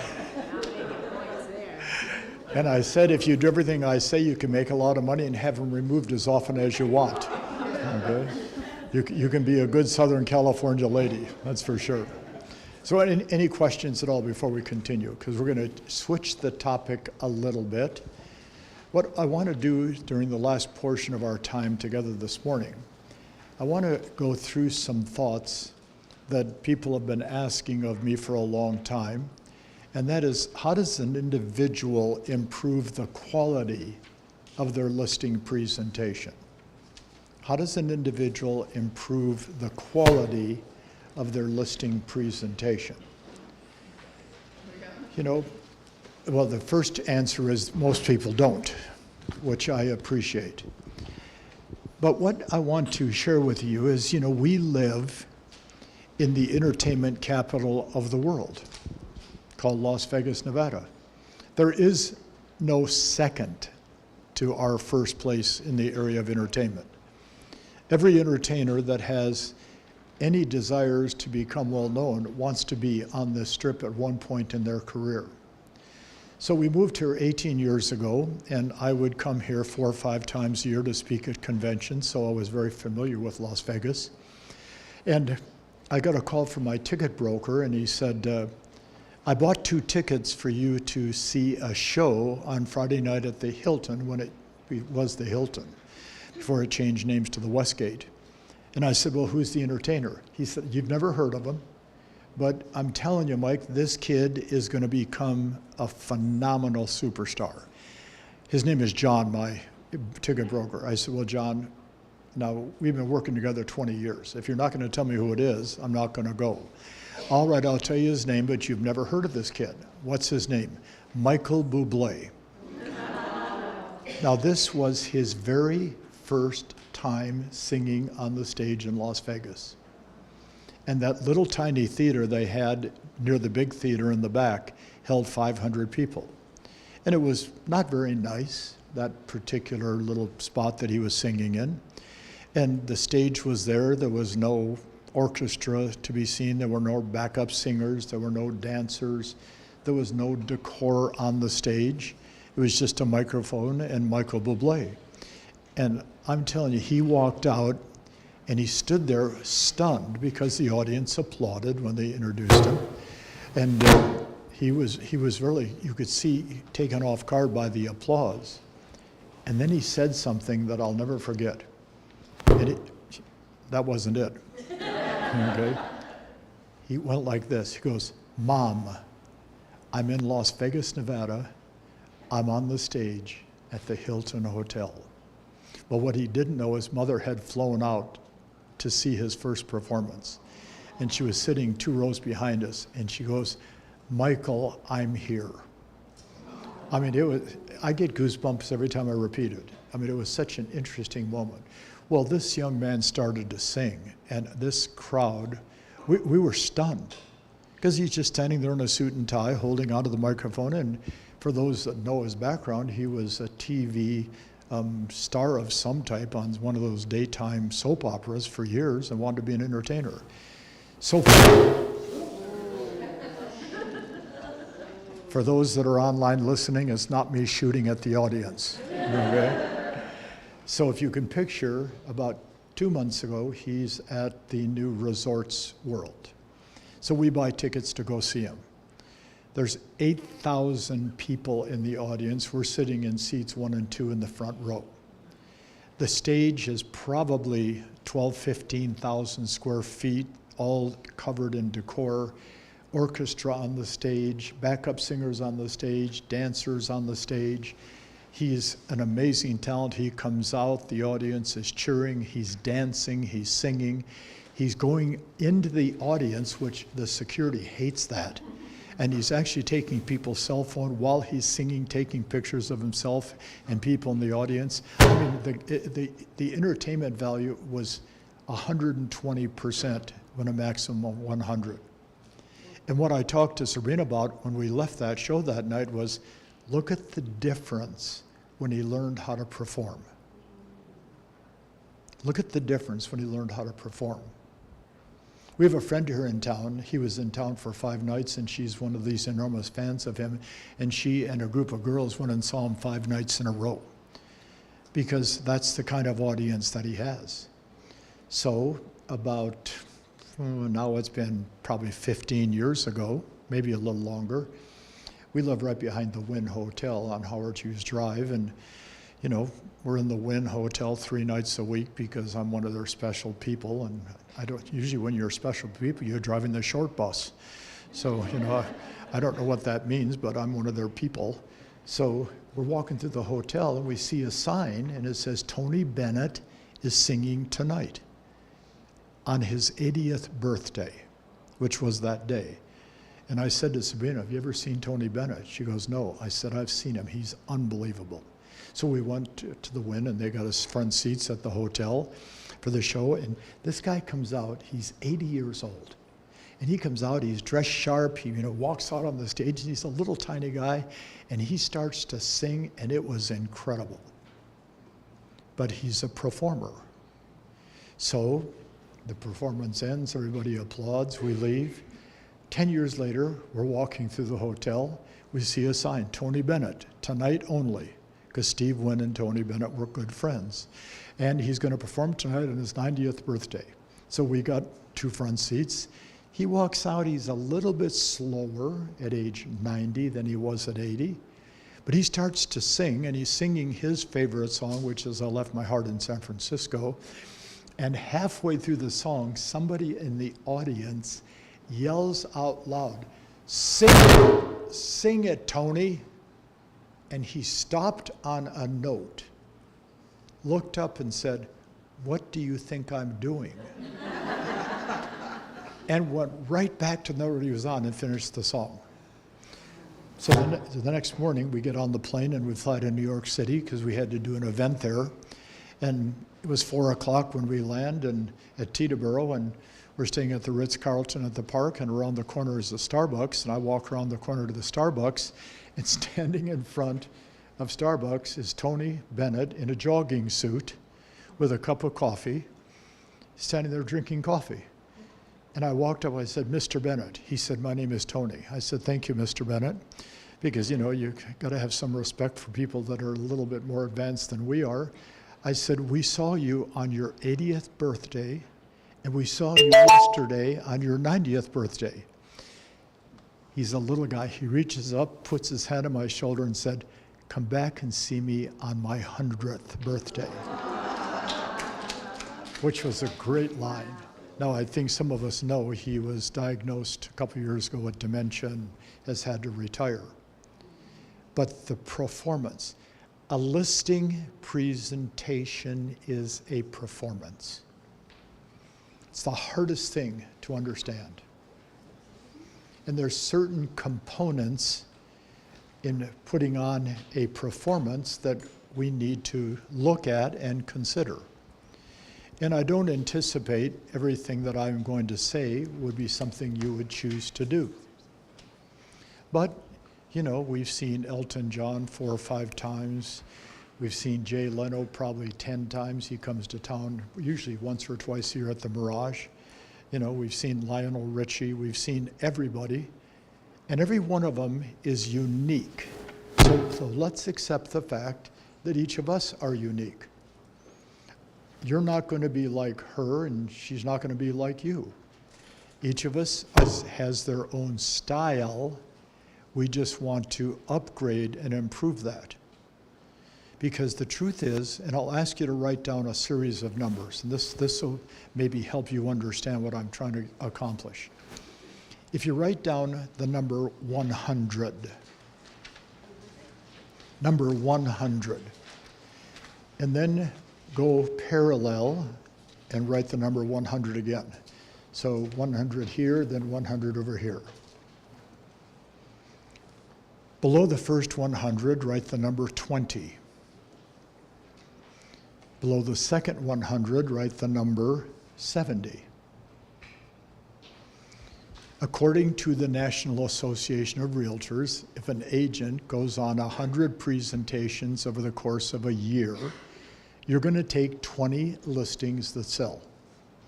And let's face it, anybody that does 20 deals a year is considered to be a very good agent. We know that. But the second 100, where the 70 is a Mike Ferry trained agent. And we've tracked this now for about 30 years. That if you take the training we offer and you learn and use it over the course of time, which many times takes time, you're going to close 70 out of 100. Both agents put in the same amount of time. Both agents spent the same amount of energy. One gets paid 20 times, one gets paid 70 times. So let's just, for numbers' sake, under the 100 and the number 20, put down the number 10,000. Let's say that your average commission check is 10,000. And whatever it is, but I'll use this because it's easy to multiply. And then under the 170, put 10,000 again. So the NAR agent is going to make $200,000 using the systems that are out there to be taught and learned. And $200,000 in Las Vegas, Nevada is considered to be a very good income. No question about it. Southern California, you make, bless you. Southern California, you make $200,000, you're not living in Southern California. Okay? I mean, you know, the tax rate is what, 110% of your income, so it's a pretty tough place to live. And it's the most expensive real estate in the nation, which it's arrived at that designation. So 200,000 in California compared to here, well, now we look at an MFO trained agent, 700,000. They both did the same amount of work. They both went on the same number of presentations. One of them has perfected their presentation style. All we're going to try to do is help you become a little better at your presentation, knowing, as I said, that each of us has our own personality. But you got to remember that Lionel Richie does not behave sitting at dinner with friends the way he behaves on stage, because he's going to be performing. So I have what is called stage presence. And what we need to do is develop that stage presence, because when you're in front of a seller, you're present with them, and they're going to be evaluating you in detail. So let me give you some thoughts on how to improve the quality of your presence, your stage presence. These are universal to anybody, whether it be two of you chatting and you trying to sell her, or this young lady here in front of a seller on a home in McDonald's Ranch that's going to sell for $3 or $4 million. Your presence and what you say is the difference. So here's the first thought I want you to write down. Remember, the first 10 to 15 seconds are the most critical. Remember, the first 10 to 15 seconds are the most critical. And what do I mean by the most critical?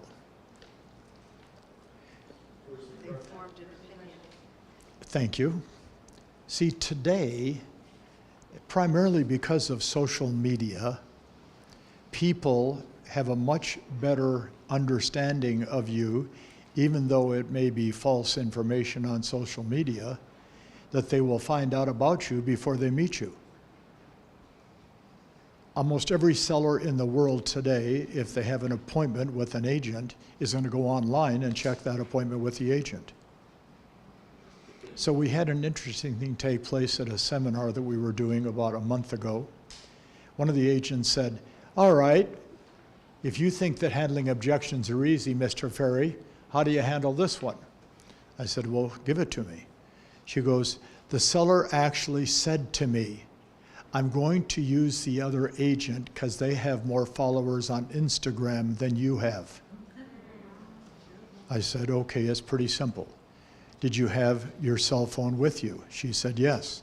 "Is it connected to the internet?" She said, "Yes."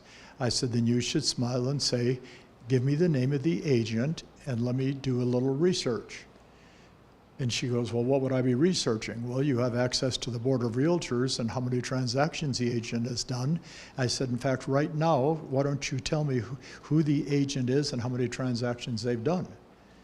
So she went online, and this was a month ago. The agent had done 2 transactions for the year. The agent that was giving me the objection had done 22.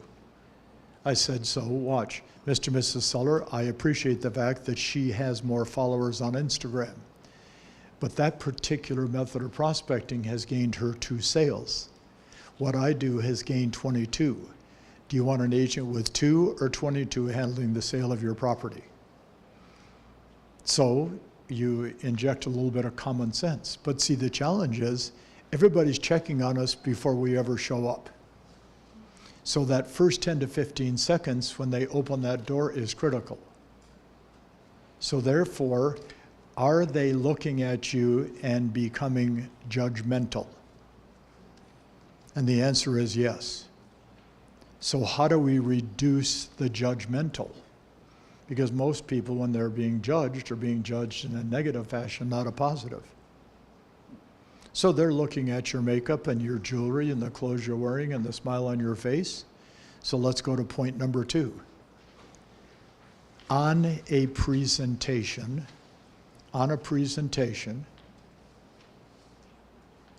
create a higher level of energy and enthusiasm. On a presentation, create a higher level of energy and enthusiasm. I am so excited to get your home on the market, get it sold. May I come in and get started? Because that's the first thing I want an agent to say when they open the door. Young lady opens the door, I've pre-qualified, sent out the pre-listing package, I've called and confirmed they've read it, we've gone through that entire process, and now it is the time for the presentation. I knock on the door, she opens the door. My name is Mike Ferry, it's nice to see you. I have to tell you, I'm so excited to get your home on the market, get it sold. May I come in and get started? Yes. She goes, yes.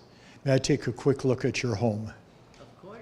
Of course. Now, they will say most of the time, may I show you through? And I say, actually, I prefer not. May I tell you why? Why? Well, I want to see your home the way the buyer sees it the first time. So therefore, if I can meet you in the kitchen in about a minute and a half, then we can start the presentation itself. Make sense? That makes sense. That's wonderful. So I'm not going to let them show me through because they're going to upsell me on everything they've done to the house. And I don't want to be upsold. I want to see it the way the buyer sees it the first time. So the energy, the enthusiasm, the smile on your face. Well, Mike, sometimes I'm a little nervous when I go out. I understand. Watch, you don't have to be naturally energetic and enthusiastic. But when they open that door, you have to be energetic and enthusiastic. Entertainers, actors, actresses, singers, dancers, they're not that way in real life. That is their job, to be an entertainer. And unfortunately, in the marketplace today, your job is to improve the quality of your presentation because they're judging us the way they would judge an entertainer. Make sense, yes or no? Yes. But Mike, I just don't have a lot of enthusiasm. Well, then what is the opposite of enthusiasm? Boring. So put that on your card. Sarah Smith, realtor, boring. Boy, that's going to draw them right in, isn't it? See, we always have to remember that a smile, a little bit of energy, enthusiasm draws people to you. And if we're very serious, it pushes them away. And on a listing presentation, we're trying to draw them in so they're more open to what we have to say. Third point I want you to write down on improving the quality of your presentation is consider upgrading your professional approach. Consider upgrading your professional approach. There's an office in one of the tougher parts of Los Angeles County. The broker has been a client of mine for 35 years. The office is part of the Century 21 system. And in the last 10 years, that office, and it's a single office with about 200 agents, has been the #1 most productive office of the 14,900 offices C21 has worldwide. And it's because Joe and Richard and Kyle, the 3 leaders of the company, insist upon certain guidelines for their agents to work in their company. Watch one of the guidelines. For the men, you either wear a suit and tie every day in the office, or you go home and find one to wear. And if you choose not to do it, you're terminated. For the ladies, professional attire. And if you come in those jeans, which are very fashionable, he would send you home. If you're going to make a listing presentation, you will play and practice the Mike Ferry scripts, period. Don't bring any other scripts into this office. This is a Mike Ferry office. They do several thousand transactions a year out of this one office. So Those are guidelines that the broker insists upon, and all the people now buy into the guidelines, and their closing ratio is much higher than most companies' closing ratio, and it's only because they've decided to upgrade their professional approach. And they say things like this: when you walk in the office, whoever you see, smile and say good morning. So you walk through the office, good morning, good morning, good morning, which is better than hey. Hey, you know, how you been? What's up? No problem. Thank you. So upgrade your professional approach. Let's go to the fourth thought. And we've already talked about it. I just want to come back to it and give you additional thoughts on it. Prepare to learn a canned, scripted presentation. Prepare to learn a canned, scripted presentation. So, with that being said, think about a presentation this way. A presentation for a seller is an agent asking a series of questions. Well, Mike, what about the building rapport part? That is not part of a listing presentation.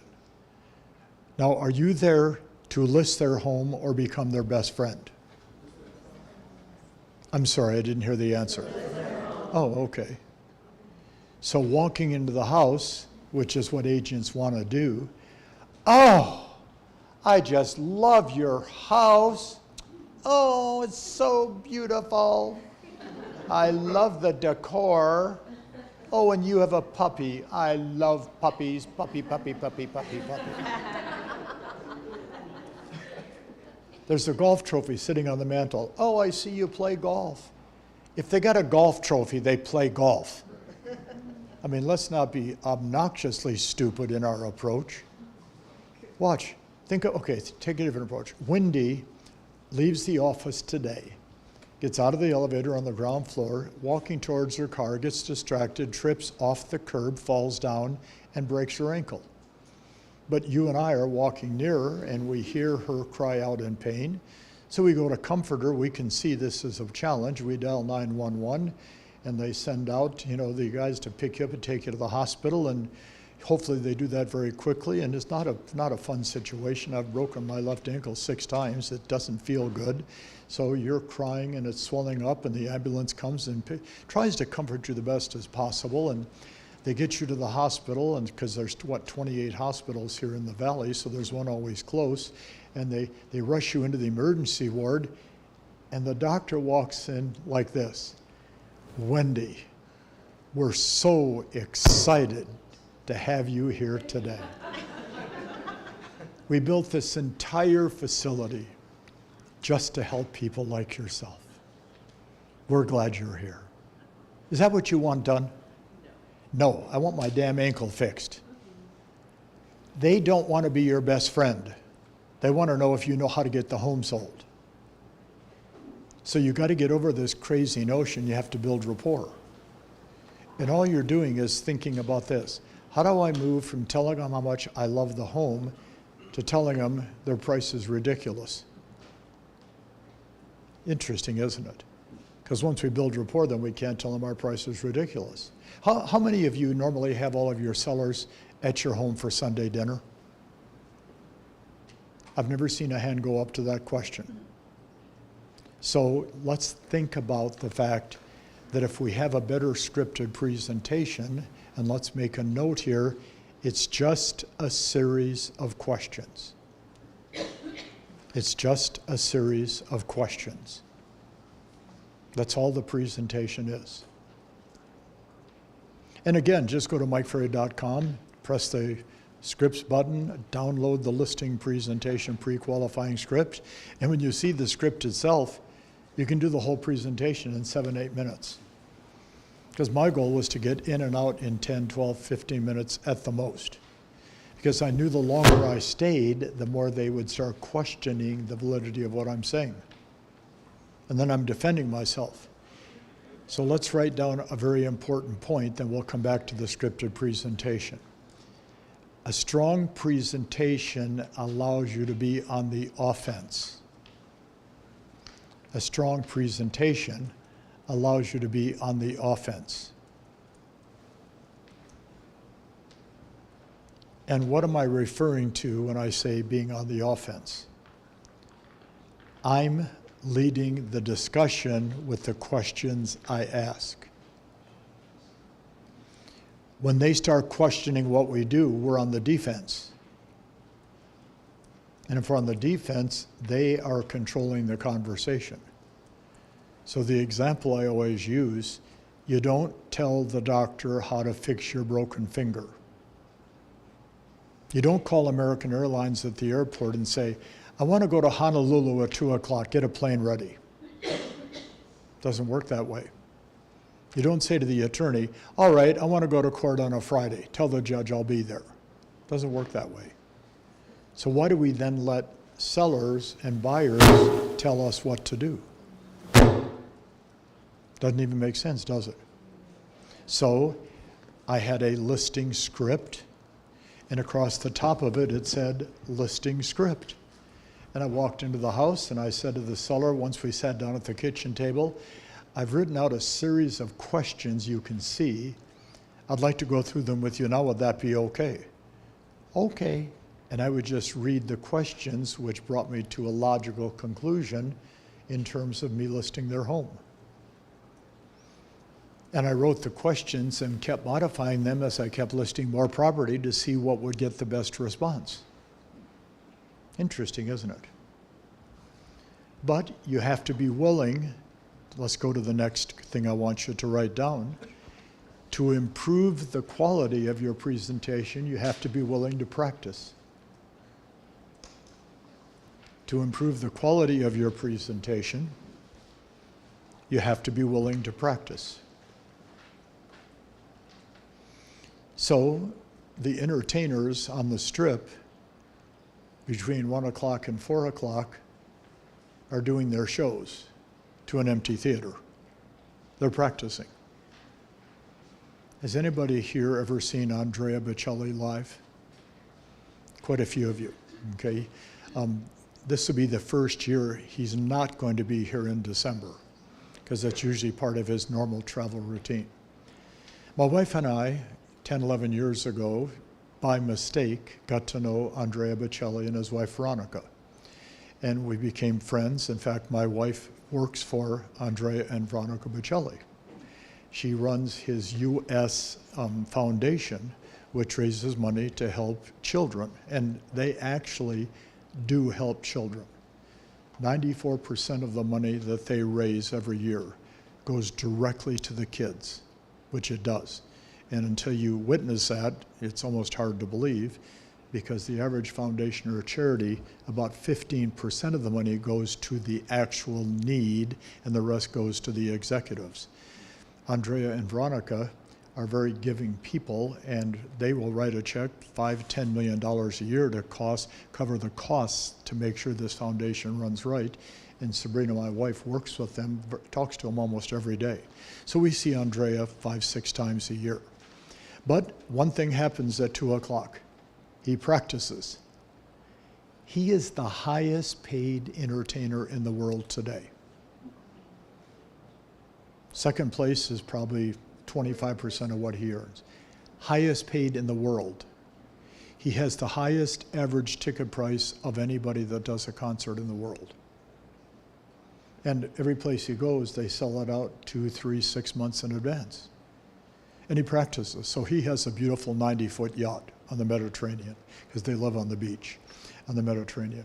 So he and his wife and the captain and some of their staff are headed 2 hours north where he's going to be entertaining, and they decided instead of driving, we'll take the yacht.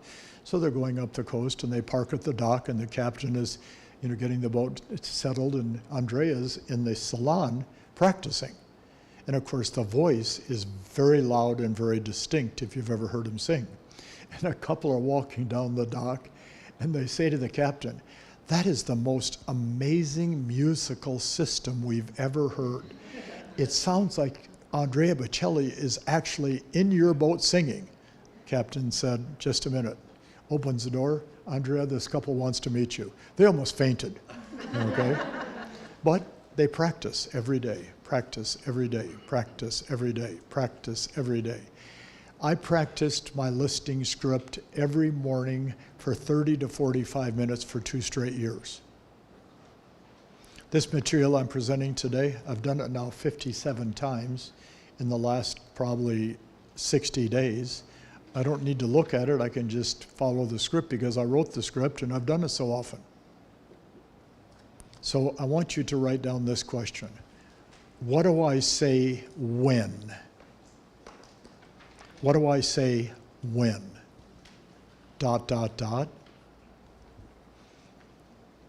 What do I say when? Well, Mike, when what? When all these different things come up on a listing presentation. So let's go to the next point on improving the quality of your presentation. Write out the 4 to 5 common questions a seller will always ask. And for those of you that are really going to take this stuff and go, this one is an important one. Write out the 4 or 5 questions a seller normally asks. So for example, we know that every seller is in their mind saying, how much is it going to sell for? Every seller says that in their mind if they don't say it out loud. Then they are saying to their mind or out loud, how long is it going to take? And then third, they're going to say either in their mind or out loud, what are you going to do to get it sold? And they're thinking these every time. Well, if we cannot, in our presentation, respond to the questions before they ask, they're going to ask them and put us on the defense. So I would start the presentation. I've written down a series of questions, Mr. and Mrs. Smith, and these are questions that I'm sure are probably on your mind. May I tell you what they are? Well, yes, what are they? You're probably wondering, what price are we going to put on the property? Well, yeah, as a matter of fact, that package you sent out, we didn't care for your price. You know, we're thinking it's worth at least $750, and you said $675. Well, let's take a moment and review again the CMA and see why I put that price on it. Would that make sense to you? Because if you're really upset about the price, it's your neighbors that you should be upset with, because they sold their homes for less than what yours is worth, didn't they? Well, yes, they did, but a buyer is going to look at what has been paid, and they're not going to pay more than what the last buyers paid. So how do you want to handle the price? Well, we don't like your price. I understand it, and I would prefer your price. Do you know why? Why? Because I get paid a percentage of what you get. So the higher your price, the happier I am. But the higher your price, the less apt we are to get paid. Question. How would you approach that answer or that question in this market when they just want to list it at whatever price they think is? Well, this has been going on since COVID ended. But the truth is, then we had a little dip, and here in Las Vegas, if you really watch the prices, starting in January, the prices dropped 5 to 7% per month for about 4 months. They were actually going down pretty steadily. But then you have to understand is, remember when I started this morning, we have more expired listings now than we've had in probably 4 years. Which means you can take the expired number and say, Mr. and Mrs. Seller, based on your price and based upon what's going on in the market, your property is not probably going to sell. So you'll be one of the many expired listings that we're experiencing today. Do you really need to be in Carlsbad, California in 90 days? Well, yes, we do. And do you want to move and leave your wife and kids here until the home sells, or do you want them to go with you when you move? Well, he says we could, and she goes, no, I want to go with you. Then we need to lower the, because the fallacy in Las Vegas is the prices are skyrocketing. They're not skyrocketing. In fact, look at the upper end market. If you look at the upper end market, prices have dropped dramatically the last 6 months. And according to the board, they dropped about 5 to 7% four straight months, January, February, March, and April. So the price problem is usually more our problem than their problem. So are we on the offense or the defense? And that's really what I want you to think about when it comes to asking questions. So the second question, Miss Though, that I know you probably have is how long is it going to take to sell? And wouldn't it be nice if it sold in a week? Would you be happy with that? Hello? Yes. Okay, good. Just wanted to- Well, sometimes you have to wake up the seller. Okay. So it's not going to sell in a week. May I tell you why?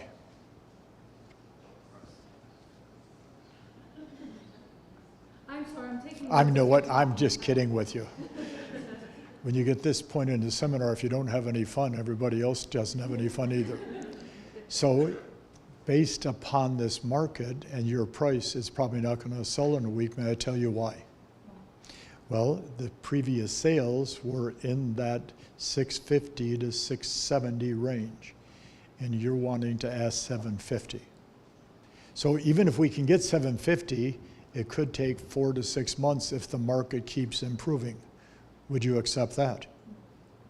Because you need to be gone and in Carlsbad in 90 days, correct? So now we have a dilemma. Are we going to wait to get your price, or are we going to put a price on it that will cause it to sell so you can be in Carlsbad with your family? See, asking questions is the answer. And that's the hardest thing about becoming a great presenter, is understanding that asking questions is the answer. Do you understand that? I understand that. Good, because it's critically important. The next thing I want you to write down is going to sound so simple that it doesn't make sense. But if you look at your competition for listing property today, it's minimal in terms of the number, but they are taking such a high percentage of the listings being taken. You have to look at what are they doing to get all those listings. And part of what they're doing, because quite a few of the top listing agents in town are in our coaching and have been for a long time, whether it be C21 or CB, or some of the local companies like yourselves.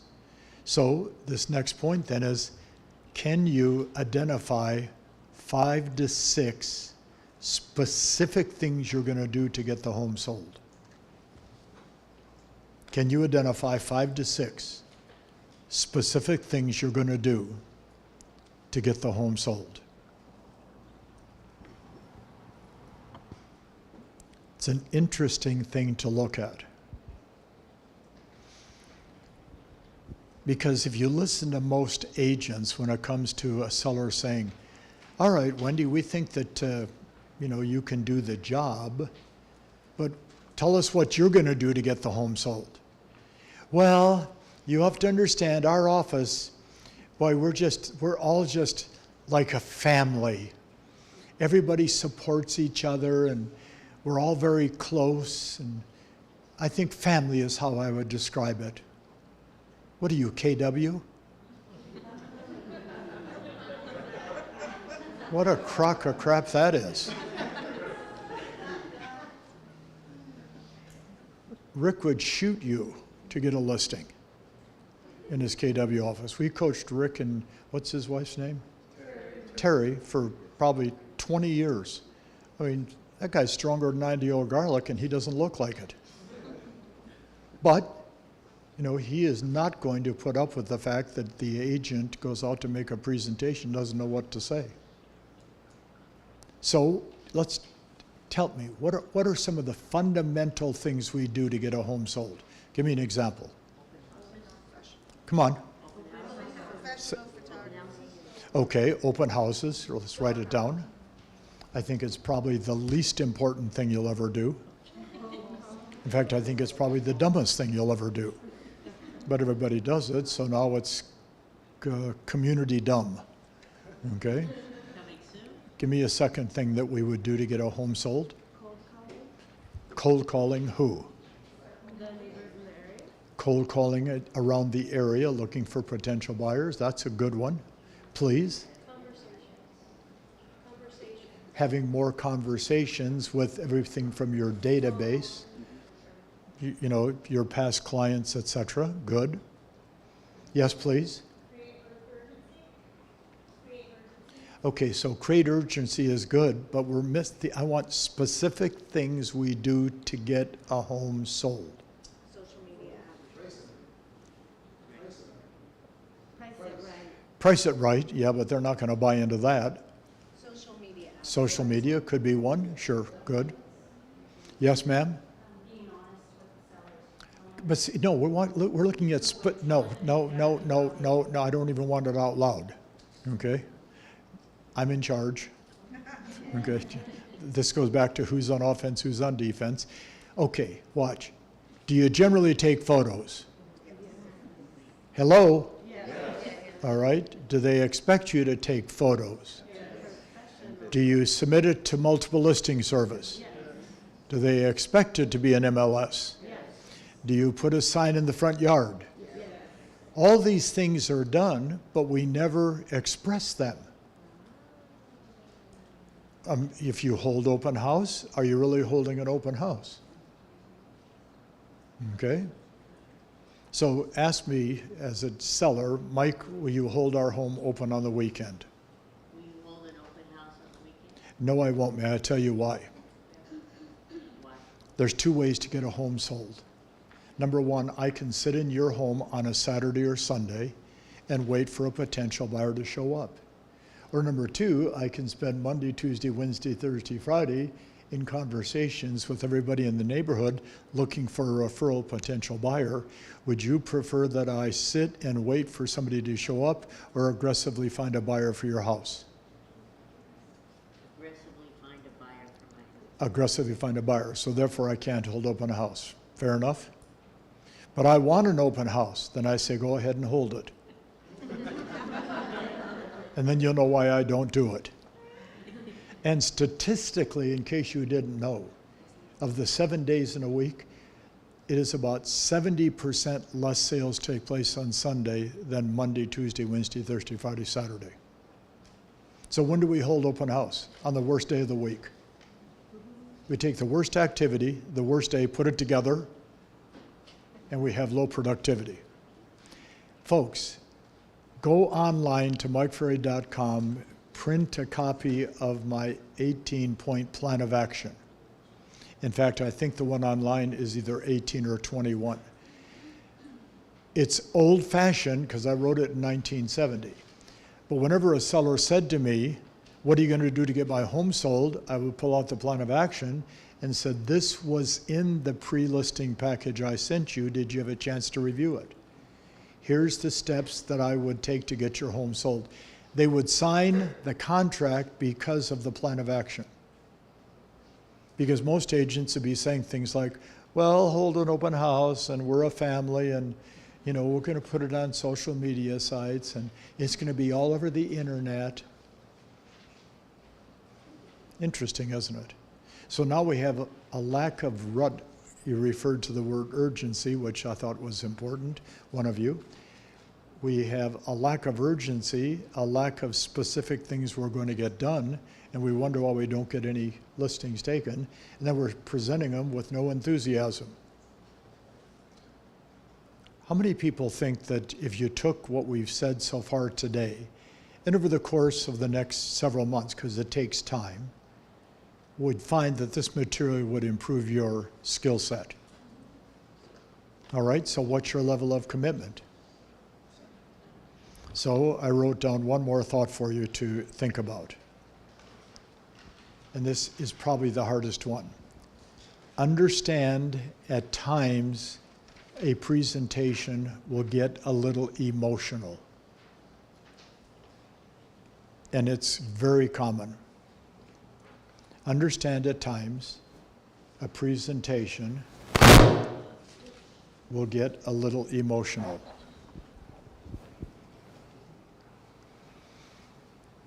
Just don't let you be the one that gets emotional. That's the hardest part of the process. Well, Mike, there's a $8 or $10 or $12 or $15,000 commission check dangling in front of me, and I need that money and I need that check, and I haven't had a listing in 2 months. I need this listing. And so I worked for this little company in Huntington Beach. And it was a very productive company, 30 agents in the 70s taking 100 listings a month. It was by far the most productive company in our board of realtors. And Patrick McVeigh, after about a year and a half, asked me if I would help. Is the seminar done now? Well, sometimes it's done. Nobody tells me. Everybody leaves and I'm talking to myself. The disadvantage of 12:30 versus 12, at 12 o'clock, the stomach rings and we all have to leave. Okay, it's common sense. So Pat asked me if I would manage the office. We agreed to the terms of me running the office as well as being a personal producer. And there was a lady in the office, and she was just an incredibly strong listing agent. Very calm, never emotional, very professional, lived in a beautiful home subdivision in Huntington Beach, one of the better neighborhoods to live in, drove a beautiful Cadillac, had a beautiful young daughter in a private school, made in those days a lot of money. She was taking 5 to 6 listings every month. She never attended sales training, sales meetings. She didn't participate with the company. Really, nobody really knew her. I only knew her because she was under my regime as the manager, and she would walk in, once a week and throw a listing on the desk and leave. And then usually 5 to 7 days later, she'd walk in with a contract, co-op transaction, contract, sold. So I was doing field training with the agents in those days, which means, Wendy, that I was going to go with you when you're showing property. And then after you had done that showing, I would critique with you to see how you could improve. Or if you're going on a listing presentation, I would go with you. I wouldn't say a word to the seller. All I would say to the agent is just tell them the manager's here just to make sure I'm doing my job right. And I would just sit there and critique. And after we're done, well, I said to Billy, was her first name, I want to go with you on a presentation. She said no. That was it, and hung up. So a week later, I said, Billy, I'm doing this with everybody. I'm not doing it. Okay. Well, I'm a little bit on the driver side of the personality, format. So I called her back a couple of days later and said, Billy, when's your next listing presentation? She said, Tuesday. I said, Billy, let me tell you something. If I'm not allowed to go with you, I'm going to fire you, period. Well, Pat would never allow you to fire me. I'm the top agent. I said, Pat's already approved it. So I'll meet you Tuesday at 6:15 for this, 7 o'clock listing presentation. I'll be standing in front of the office and on the curb. Well, at 6:15, I see this car pulling up, and it's like an old Studebaker. And one of the windows is cracked, and there's smoke pouring out of the back of the car. And I thought, gee, some poor soul's really having a tough time. And the car pulled up in front of me, and the windows rolled down, and I didn't really recognize the lady. And she goes, it's Billy, get in. And I didn't know what to say. I couldn't figure out what was going on. So she goes, when we get to this house, you don't say a word. I said, I'm not planning on saying a word. I said, but I don't get it. She goes, shut up. So we get to the house. You're going to love this. We sit down with the seller, and 1 minute into her listing presentation, she gets big tears in her eyes, and tears start coming down her cheeks. And the seller looks at her, and she goes, I need this listing so badly. I need the money so much for my life and my daughter and what we're doing. I'll do anything I can possibly do to get it, and I'll get it sold for you. I just need it. Well, the wife stands up, walks over, puts her arm around Billy, and says to the husband, sign the contract. So they signed it, and we left. We were there 4 or 5 minutes. We get outside, we get in the car, we drive towards the office. I said, Billy, pull over. I need to ask a question. What was that? And she actually looked at me and said, that is my listing presentation. I do it every time the same way. It's 100% canned and script. Now, as a professional person, I mean, I know that you and I, we go, you gotta be kidding. She said it's good for 5 to 6 listings a month. I said, you lied to the people. I did not. I said, you said you needed the money. She goes, I do. I said, you said you'd do whatever to get it sold. She goes, they all sell, don't they? I said, well, Billy, it's Saturday morning and you're at the supermarket and you run into one of your sellers. They don't recognize me because that's my makeup outfit for listing property. Her hair was sticking out. She had no makeup on. You know, her clothes were all wrinkled up. And she dressed like you almost all the time, very professional. So I said to Patrick, what do I do with this person? The next day, Pat comes in the office about 4 o'clock, and he's got this great big box about this big, and it's all gift wrapped, and he walks by me and nods for me to follow him and places it on Billy's desk. And I said, Pat, what's in the box? He said, 100 boxes of Kleenex. And the little card, Billy, keep crying while listing. Well, I had a hard time with that, okay? So I resigned as manager. I didn't want to have to be the leader of that. But everybody has a style. I don't recommend that style, okay? Everybody has a method or an approach they use. Think about how we're going to upgrade that to the highest level. Questions about anything we've talked about so far? Questions at all? So the good news is I'm at the end of the material and we're still 20, 30 minutes away from our ending time. So I want to give away something special for those that have registered for the retreat, because there's a pretty good stack of people that are registered, and I'm thankful for that. Oh, here. Oh, good. Thank you. What I want to do, thank you, that's very kind. Is I want to draw one out and give one of you a trip. Can I give you mine? I haven't finished. Thank you. We're going to give one of you. I know you're excited, so control yourselves. We're going to give one of you 5 days and no nights in Baker.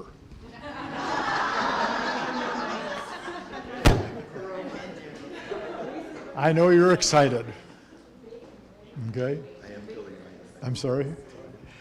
You were hoping for the trip? No. So I'll wait for the last couple, then I want to share something that's kind of fun. Thank you. So one of the things my staff has been bugging me on for probably the better part of a couple of years is, thank you. As you can see, there's really nothing emotional about the presentations that I make. You know, I'm a common sense person. I'm a common sense speaker. I believe that there's certain rules that we should follow. There's certain standards we should have. And if we follow them, we're probably going to be more productive. And, you know, doing this work for 49 years now full time and being shot at more today than at the entire 49 years, you know, there's certain things that I am going to do and not going to do. And as a speaker, you know, you see all these wonderful speakers. There's so many great speakers out there today. And you take all these speakers, thank you, sir. You take all these speakers, and usually at the end of the program, they do some kind of an emotional close to get the audience to stand up and cheer. And it's just not my style. But my staff has said, you have to work on this because, you know, these people deserve to get mentally and emotionally involved. So I'm working on this close at the end of my seminars, and I've been practicing it for 2 months. Are you guys ready? You have Kleenex? My seminar is done, and I want to say thank you for being here. Thank you. It's done.